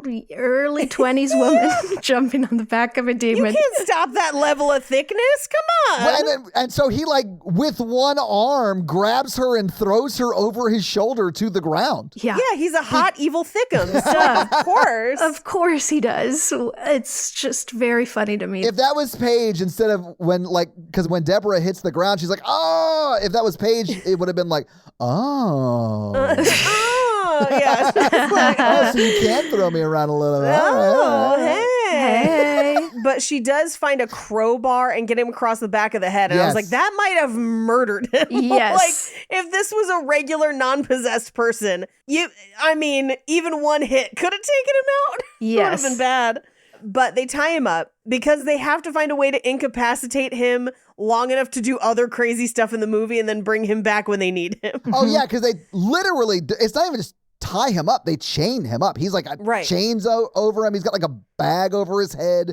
And then the next time we see him, he's just like walking in a door in a different scene. Like Yeah. he gets out of all of that off screen. Yeah. That's insane. Well, because they just chain him up as like one, so he just kind of had to shimmy out of it. But if they chained him to like, I don't know, like a bedpost or something, like maybe this would have been more interesting. But when you chain someone up in a movie and then show them again not chained up, Yes. you gotta show them getting unchained. We see the pile of chains, so we know that he did, but we don't see him get out of They're it. just like, he's a demon, so. yeah, they're like, yada, yada, he's fine. Don't worry about it. Yada yada demon. It's fine.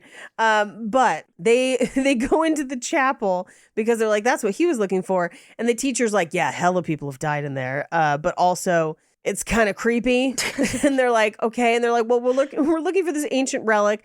And they're like, oh, I bet that stained glass thing points at something. They literally, it's the first thing they think of, and it's exactly what it is, which is so funny to me. So convenient. Yeah. And it is straight out of fucking Indiana Jones, where it Yes. was like, the light hits the eye. It's a laser. It is clearly a laser It's pointer. a laser pointer. Like she puts her hand up like she's a cat to catch it. I was like, oh, Tessa's got a little paw on it. Yeah. But it shows like it points to like, I don't know, one of the stone tile, like a tile. floor tile. So they like dig up the tile and then dig into the dirt underneath it. There it is. Of course it's there. Yeah. They find St. Lucy's makeup compact and like St. Ricardo's like, you got some explaining to do. Like what's in that? You got some splaining to do. How you cut that cheek so cut. Anyway, we cut to the pile of chains that was Maurice. And it's literally, the movie's just like dun dun dun, but they realize that there's nothing scary about just a pile of chains. So they just include like a crow with a crow sound effect as a jump scare. Yeah. And I was like, fuck this movie. That's so dumb. But it scared me, Paige. There are so many moments like that scare me because they're like just big sounds or big flashes of whatever out of nowhere. And it was literally just like a hawk squawk and it scared me. Yeah, because it's like, ah! Yeah. That's all it is. Yeah.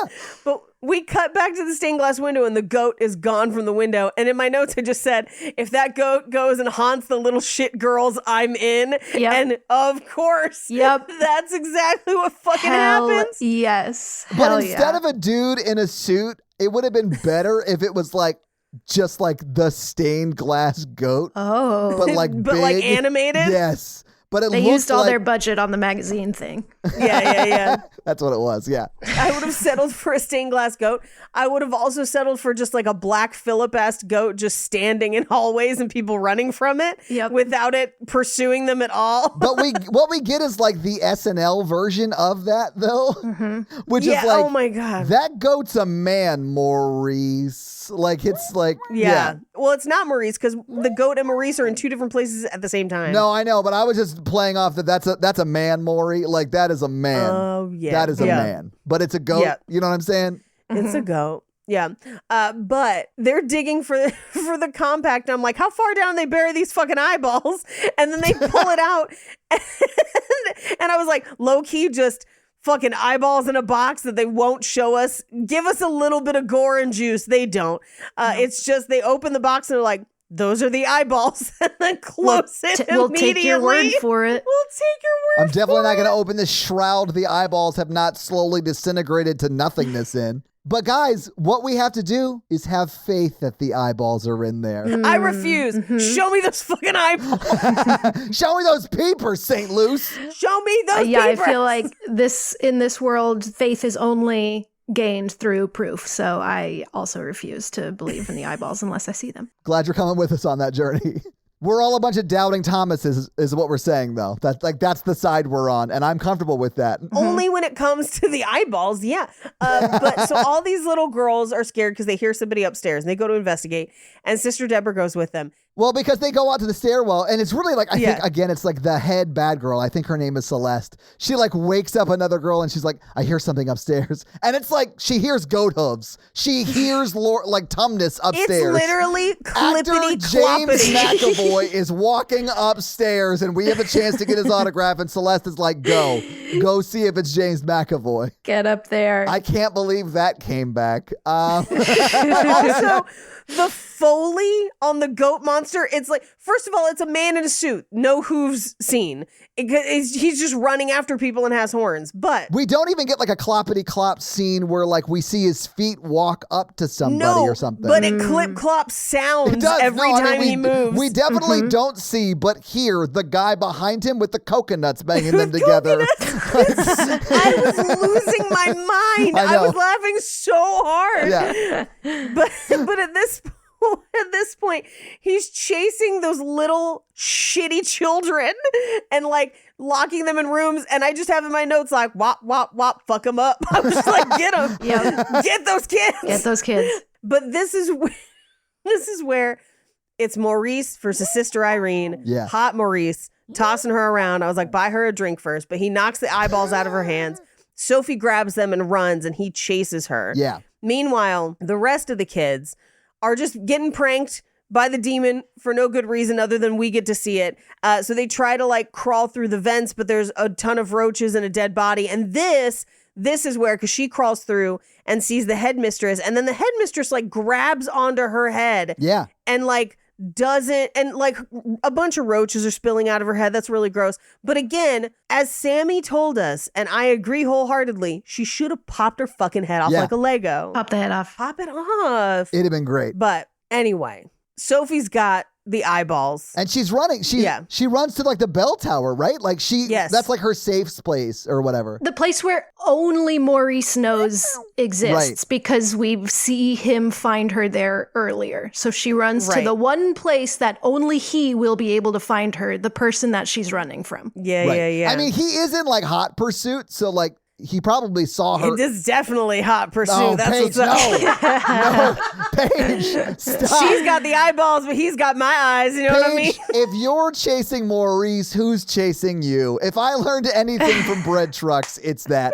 But I think what would have been, better narratively and a cool visual would have been her running up there with the eyes to the bell tower because it's like night, right? And then like day breaking, ray of light coming through, her holding up the eyes and shining through the eyes, the light shines on Maurice and that gets the possession out of his body. Ooh. That's what I thought they were setting up. And then I was really disappointed. Or just reduces him to ash. Or I didn't want Maurice to die because, I had at that point would have to stop going every time someone says his name. And I didn't want to do that yet. But instead, the bell tower kind of earthquakes, I think because of the eyes, because like... It is. Yeah, and it collapses the stairs that they've been running on. Yeah. And at this point, I was like, this is literally the bridge at the end of Temple of Doom. Like, this is exactly that. I didn't think about that, but you're right. It is that. Yes. Mm-hmm. It is that. He falls. You would think he dies, but possessed. So no. She gets up. She still has the eyes. Meanwhile, the little girls, I was like, they should be evacuating because of Goatman and Roach Lady, but they like don't. They just run room to room, and I'm like, you guys have a cloister, like a hallway that just exits to outside. We've seen it. Yeah. Go outside. Like, just go outside. Run down the streets. Like anything. No, they're all in these rooms. But at this point, Sophie's got the eyeballs. And Irene, who met her only moments before, and I could not figure out how Irene even bothered to remember her name, but she's just like, Sophie! So many times. It would have been more realistic, but wild if she had been like, little girl, into the eyes. I don't know your name. I'm so sorry. Someone said it one time, but I can't remember. But I need you right now. It was just a few minutes ago. I'm so sorry. But as they like converge to pass the eyes off, Maurice Tony Collette's out of the shadows. Yes. Like just demon. Yes. And this is where he turns into a juggalo. He gets his juggalo paint. Yep. And she is using the compact on him. And he's like, it's killing me. It's killing me. Like finally at peace. So it seems like he's dead. And she's like, no. And I'm like, he just tried to kill you both. But they're just like. Yeah. Sophie's like, you're hurting him. It's like, yeah, bitch, he's trying to kill us. Yeah. You can feel bad about this after he's dead and no longer trying to kill you. Yeah. Right. But she goes to like check on him. and he grabs the compact and it burns his hand. It definitely looks full Temple of Doom. Yes. Where it's just like Kalima. Well, but in the third one, they're going to use the burn mark that it left on his hand to find the next relic. To find the next relic. He's gonna have a hole in the middle. They shoot light through it. It's like a whole thing. They're digging in the wrong place, Paige. Digging in the wrong place. Why did it have to be snakes? But the rest of the kids are in the chapel. And again, I'm like, run the fuck away. But I know. no. Like, run down the street. Stop running within the same building that's like possessed Yes. with a demon, please. Yeah. But meanwhile, where all the wine casks are, the nun like orbs up. She's got the eyes. It's very Thanos because now she has whatever her power glove is, aka the makeup compact. And her eyes are glowing like infinity stones. Like, you're not Yes. wrong. Yeah. We cut back to the chapel, more jump scares for no reason. And at this point, we get like a full body shot of the goat man. And I just started calling him Goatrilla in my... Yes, he is running like a gorilla. Yeah. It's fully a gorilla suit with just like a demon headpiece. That is Yes. all it is. Yes. And I was dying. Yeah, it was perfect, I am Paige. laughing Agreed. so hard. Yeah. But this is literally the same beats from when they ran from Goatman earlier. They even run to the same place. It makes no sense. They're just like, we're not ready to kill the nun yet. We got to pad the runtime. We got to get him out. Meanwhile, the nun floats. Evil Maurice has a knife and is about to stab Sophie. We cut back to the other kids. They're trying to block the door. And this is where she gets pitchforked, horned. It's definitely a horn. She gets horned down. Yeah. The like leader of the bad girls. And I was like, yes, that's what you get. Like, I felt no remorse for her because she was so awful earlier in the movie. Well, I mean, I think the movie like makes her a bad character, so you Yeah. don't feel bad when she gets stabbed. yeah. I mean, Yeah. say, we were all just cheering moments yeah, ago we to were have her like, head popped off. She's getting off Yeah. easy by just Yeah. getting Pop stabbed. it off like a Lego. But we cut back to the nun who has now lifted Tessa Farmiga and lit her on fire. And she's just screaming and then has this vision of like her mom being like, I will always be with you. And a bunch of flashes, one of whom is Lorraine. I know. And I'm like, they've never met. Like, what are you doing? I think it's because it's supposed to be like they're related, because the only other person in that is her mom, who she's related to. Yeah, but they've not. They're. I mean, I don't think narratively they've set that up at Yeah, all. I exactly. agree. Yes, I think if yes. it's there, it's subtle. It's very subtle. I think I'm reading into it, because it's definitely not told to you. Yeah, it's not told to you. I think you're reading into it because it would make sense, but they have not set it up at all to make sense. No, I agree. They don't say any of those things, but that's what my brain connected it to, because they both see visions, they both do whatever. Right. But she more or less like, it's like Neo at the end of the Matrix, because Right. she's like being set on fire, like the father in the very beginning, like kill that the nun does. Right. And then she more or less, I guess during this memory of her mother, realizes or like downloads from the Matrix how to turn off spiritual fire. And she more or less goes, no. And it stops burning. Like he's like stopping the bullets in the hallway. It's nuts. Yes. Well, she falls and is like, that was a miracle. Well, Deborah says that. Yeah. And now that your faith is so strong because you've seen undeniable proof, let's pray. Yes. Let's pray. And again, he is trying to stab Sophie. And they're inches away from him. They could just reach up and stop him. And she turns to the other sister and is like, let's pray and hope nothing bad happens. I laughed so loud, Natalie came into the room and said, what happened that you laughed like that? And so I paused it and I explained it. And then she laughed and walked away. Oh, yeah, because, like, what? Like, Yeah, it's insane. madness. I was like, it's almost the perfect metaphor, because, like, anytime something tragic happens, the Christian community, at least on like Twitter and shit, are like thoughts and prayers. When you could like do And you're things like, to reach stop out school and shooting stop the stabbing. or whatever. Like, there are things you could do to stop the thing that's happening. Right. But you say, I'm going to do nothing instead. And Yeah. again, this movie is reinforcing that is the correct response. Right. Literally was going to get there. So yes, 100%. Yep. It is that. And I hate Yes. it. It makes me hate it. But I laughed. It also made me laugh because I was like, this Yeah. is perfect and they don't realize it. Yes. But they pray, turning all of the wine to the blood of Christ, which we know from the first movie when she spat the blood of Christ into the nun's face. I guess, kills the nun. And so at this point, the blood of Christ, because it's all over the room and the nun is touching it or whatever, kills the nun, but like melts it like the end of Last Crusade. It does. It's like she is the Wicked Witch of the West and got like sprayed with water. Yeah. Yep. Yeah, and I was like, so the eyeballs meant nothing? It could have just been the wine the whole time? The eyeballs were the wine the whole time. Oh, wow. The eyeballs are the wine we drank along the way. But everything's fine now. Everyone's cured. And no one's going to jail. Like Jalvert should be there like, hey, yeah. I need to take Maurice to jail. Dude murdered people. Well, and conveniently, Kate wasn't there to see her boyfriend, her new boyfriend, try to stab her kid. So that's good. But Maurice is back and sweaty and bloody and like, thank you. Yeah, that's probably, although at the end of this movie, do they get together, do you think? Like, do you think Maurice and Kate are together? Yes. Yeah, they show them. Yes. Okay. Yeah, they show them together as like a family. Because he's got the garden and then he like hugs them and he's like, whatever. And I'm like, but he full blown murdered like 5 people. And what about that little girl that got fucking impaled? We never find out. No We follow never up see there. anything else. Nothing. And that's the movie. So having seen the movie and we talked about the movie, what'd you guys think about The Nun 2? Did you guys watch the post-credits scene? What? There was a post-credit scene? Well, it's like a mid-credit scene. I turned it off immediately and literally ran in here because you almost joined. Like, that's how quickly I finished the movie before we started recording. You guys are gonna love this.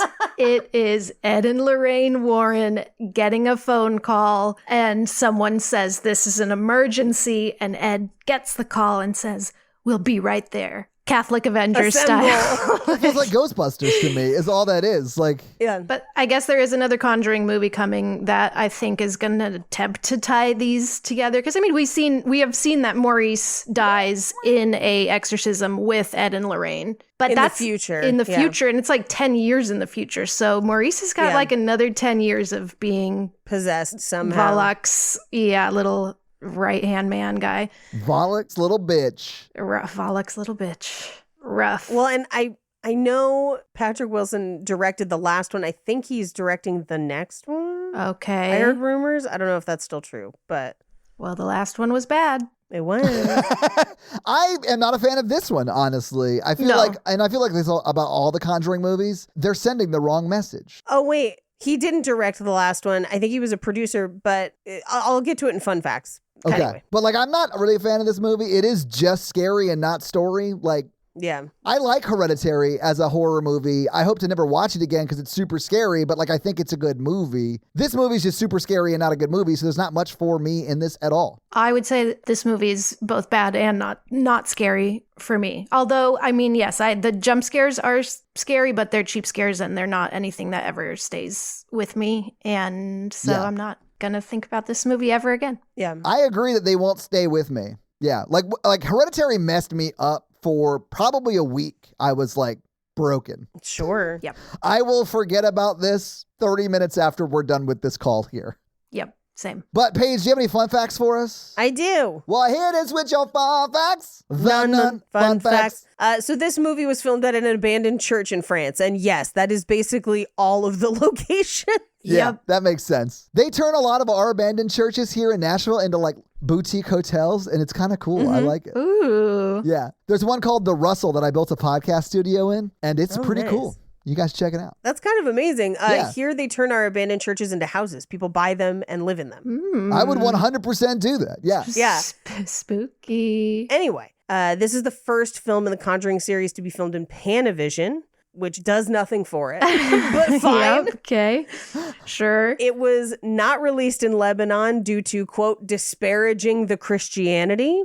Which is interesting because Is interesting, yes. it is very much not doing that. It's Yep. I could see that Yep. for the First Omen, for Immaculate, but Yeah. But yeah, of course.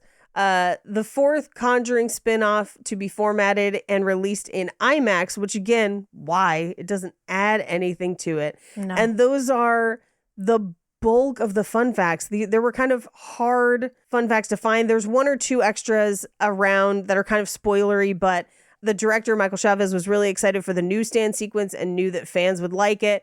But when it came to execute the scene, he realized how hard it was to make. So each magazine had to be perfect when it came time for the pages to assemble Valak. And if he had known how difficult it would have been, he probably wouldn't have done it. But I think that's why there's so much of it. They did it practically.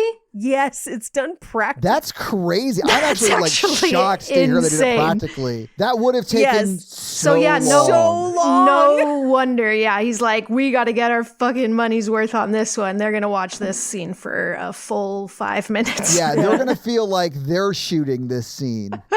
So a little about connecting the post credits and Maurice to the scene in The Conjuring.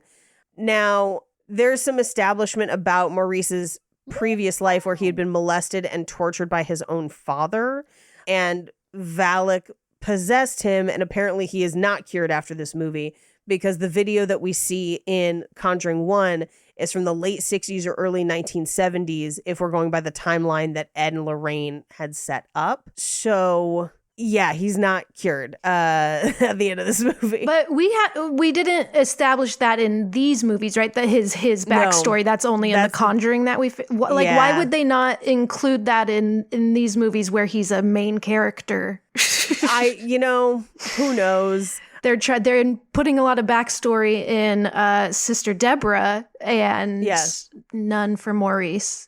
But they believe that Maurice will be the subject of the 2025 movie, The Conjuring Last Rites. But Valak in this movie only appears as the nun for a on-screen total of 2 minutes and 57 seconds. Wow. Hell yeah. Which does not include the lead up in the magazine scene. And those are your fun facts. Well, thank you for those fun facts, Paige. Let's talk a little bit about box office. So what do you think the production budget was for The Nun 2? $30 million. Okay. I'm actually going to go a little lower. I'm going to go 19 million. Okay. I think, Sammy, you would have been right on, but doing that magazine scene practically cost them an extra $8.5 million because the total budget was $38.5 million. Damn. I mean, I don't know what it cost to do that practically. I'm just saying the problem was crazy. Anyway, this movie came out on September 8th, 2023, so last September. Yep. And it was number one for the first 3 weeks. It was in the box office. Number two, its opening weekend was The Equalizer 3. Number 3 was My Big Fat Greek Wedding 3. Wow. Yeah. What a lineup. Actually, Barbie was in the theater at this time still. It had been out for 8 weeks, though. So what do you think The Nun brought in its opening weekend?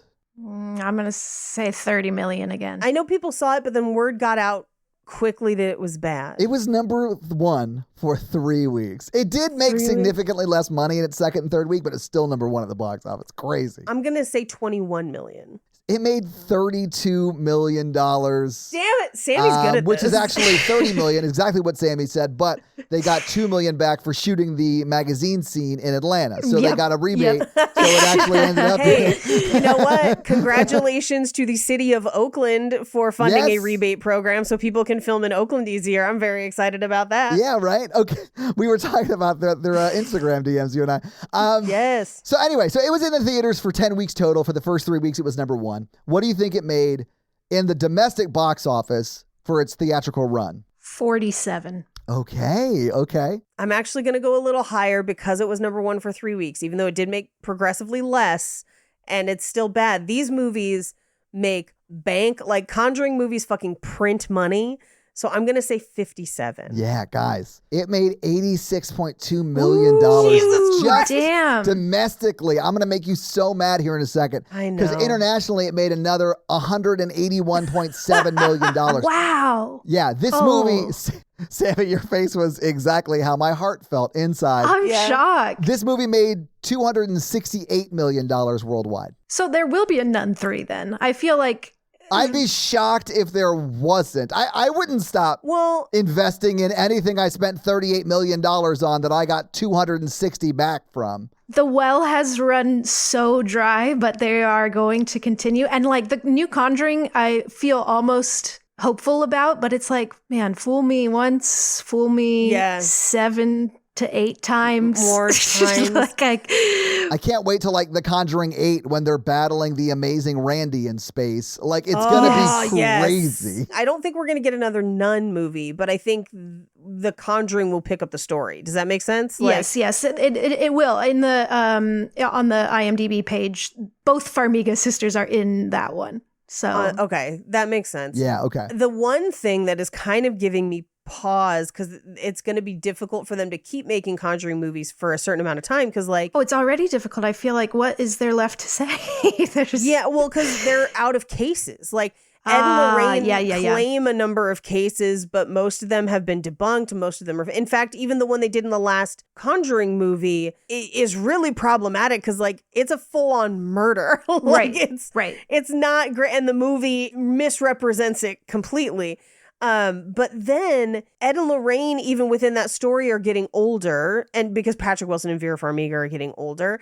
And at a certain point, Ed is going to die and Lorraine is going to keep living, because that's just what happened in their universe. So I don't know how many more they can even make. And if they're ever going to address that whole they had a live-in teenage mistress thing. My guess is no. Yeah, probably not. Even though Lorraine is now dead, I think the family is really cagey about that. So, yeah. I'm also confused about the time, because we're back in time in these ones. Back in time.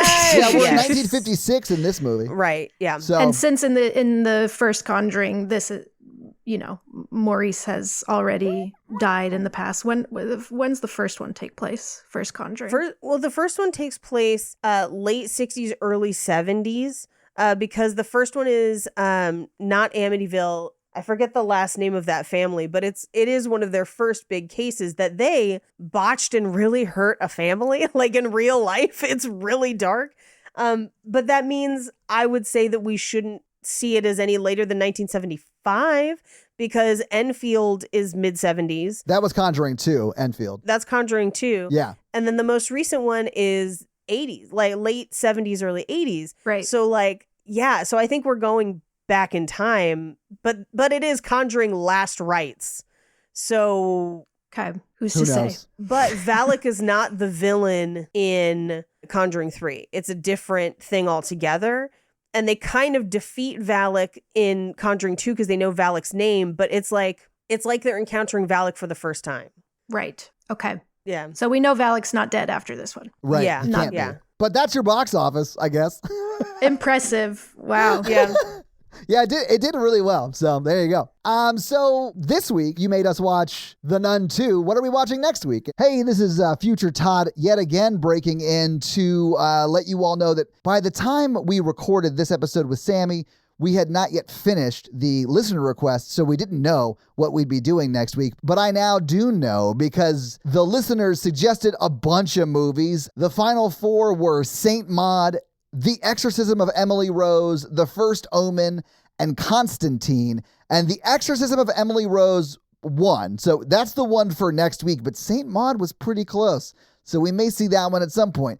But your homework for next week is to watch The Exorcism of Emily Rose and check back for that episode that features probably the most famous guest we've ever had on an episode. So check out next week for who that is on The Exorcism of Emily Rose episode. So, Paige, Yes. do you want to hit us with that scary scale? Yes. Our scary scale is a scale of how scary we found the movie watching it today, not a scale of quality. And it's from 1 to 10, 1 being Ghostbusters, 10 being Texas Chainsaw Massacre. Todd, where do you put this? I'm going to put this at a 6 because it was pretty scary. There are a bunch of jumpy moments, but the movie's not good. It's just jumpy. And Sammy, I know you already said it was a 1 on the scary scale, so we already know yours. Yep. Paige, what do you give it? This is a 1 for me. I didn't find it very scary. I laughed through the most of the third act. I was having a good time. I mean, there were moments I laughed out loud. I mentioned the let us pray moment. Yeah. It was hilarious, but yeah. So funny. But also, again, this movie telegraphs its jump scares so obviously Yes. that they did not get me. And so I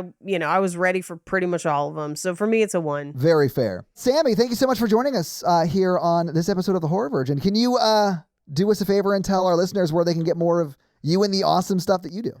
Yes, I host a horror movie podcast as well called Too Scary Didn't Watch. And if you liked the part of this podcast where Sammy explains to Paige and I that last scene that we hadn't seen, that is a good metaphor Yeah. for what the podcast A little is, taste, right? a little preview. Yeah. Yes, you can check us out wherever you listen to podcasts. We're on Instagram at TSDW Podcast. And yeah, I have 2 co-hosts who are too scared to watch scary movies. So I watch the movie and recap it for them. We get some fun guests and just have a good time. They do. They're a lot of fun. I like them a lot. Thank Yes. Anytime Paul F. Tompkins is on, I'm definitely listening to this. Yeah, one. we just had Paul on Yeah. for Abigail. I know. And check that episode out. We had a lot of fun, but people were mad because we didn't love Abigail. I didn't love it either, for the record. I loved it. It wasn't I my loved it. favorite, but But it's just chaos. It's full chaos Yeah. and a little girl dancing towards killing people and Dan Stevens. Like it's made for me. I'm biased. can you guess when she found Dan Stevens the most attractive, Sammy? I would guess towards the end. Yeah. It's after yeah. he goes full vamp. Anyway, but yeah, guys, check Look, out Sammy gets it. She's into Pennywise. She gets it. Yeah, of course. But thank you so much. We really appreciate it, Sammy. Thank you for having me. What a blast this movie was that I will never be watching again. No. Yeah, same. And never be thinking about again. But I'm glad I got to watch it and think about it with you guys. Same. Thank you. Thank you for joining us. So, guys, if you like this show but want to hear Paige and I talk about romantic comedies or just regular romantic movies, check out our other podcast. Some might call it a sister podcast called Romancing the Pod, where we do just that weekly. It's a lot like this show, but for romance and romantic comedies because Paige doesn't like them. So we make her watch them, just like you guys make me watch horror over here. But if you want to follow me, I am at Todd J. Awesome on all the social media. Paige is at Rampage Wesley on Instagram? Yes. And TikTok. And just Paige Wesley on Twitter because you got that before some CEO lady and she wanted it, but you wouldn't give it back. And I respect you for that. Refuse. Also, Paige Suck it, other Paige Wesley. Paige is also on another podcast. It's great. You should check it out. It's called Cult Podcast with Armando Torres, who is a wonderful person. And if you want to support this show, go to Patreon at patreon.com/horrorvirgin, where there are a lot of great levels and a lot of great things. We do the Patreon shout outs at the beginning of every episode. We do listener requests, stuff like that, bonus episodes. So you'll be getting all of that content, plus episodes a day early with no ads, and who doesn't love that? So sign up for the Patreon and get a lot of great stuff. And guys, we got a P.O. box. So if you want to send us some love letters or whatever you might send to a P.O. box, it's 6688 Nolensville Road, number 108-34, Brentwood, Tennessee 37027. So send us some stuff. That's going to be it for us, you guys. I'm Paige. And I'm your horror virgin, Todd. Keep it ooky spooky. Yeah, have an amazing week, guys. Bye! This movie's a bag of turds covered in butter and Parmesan cheese, nerds. Delicious. Cutting. Bye.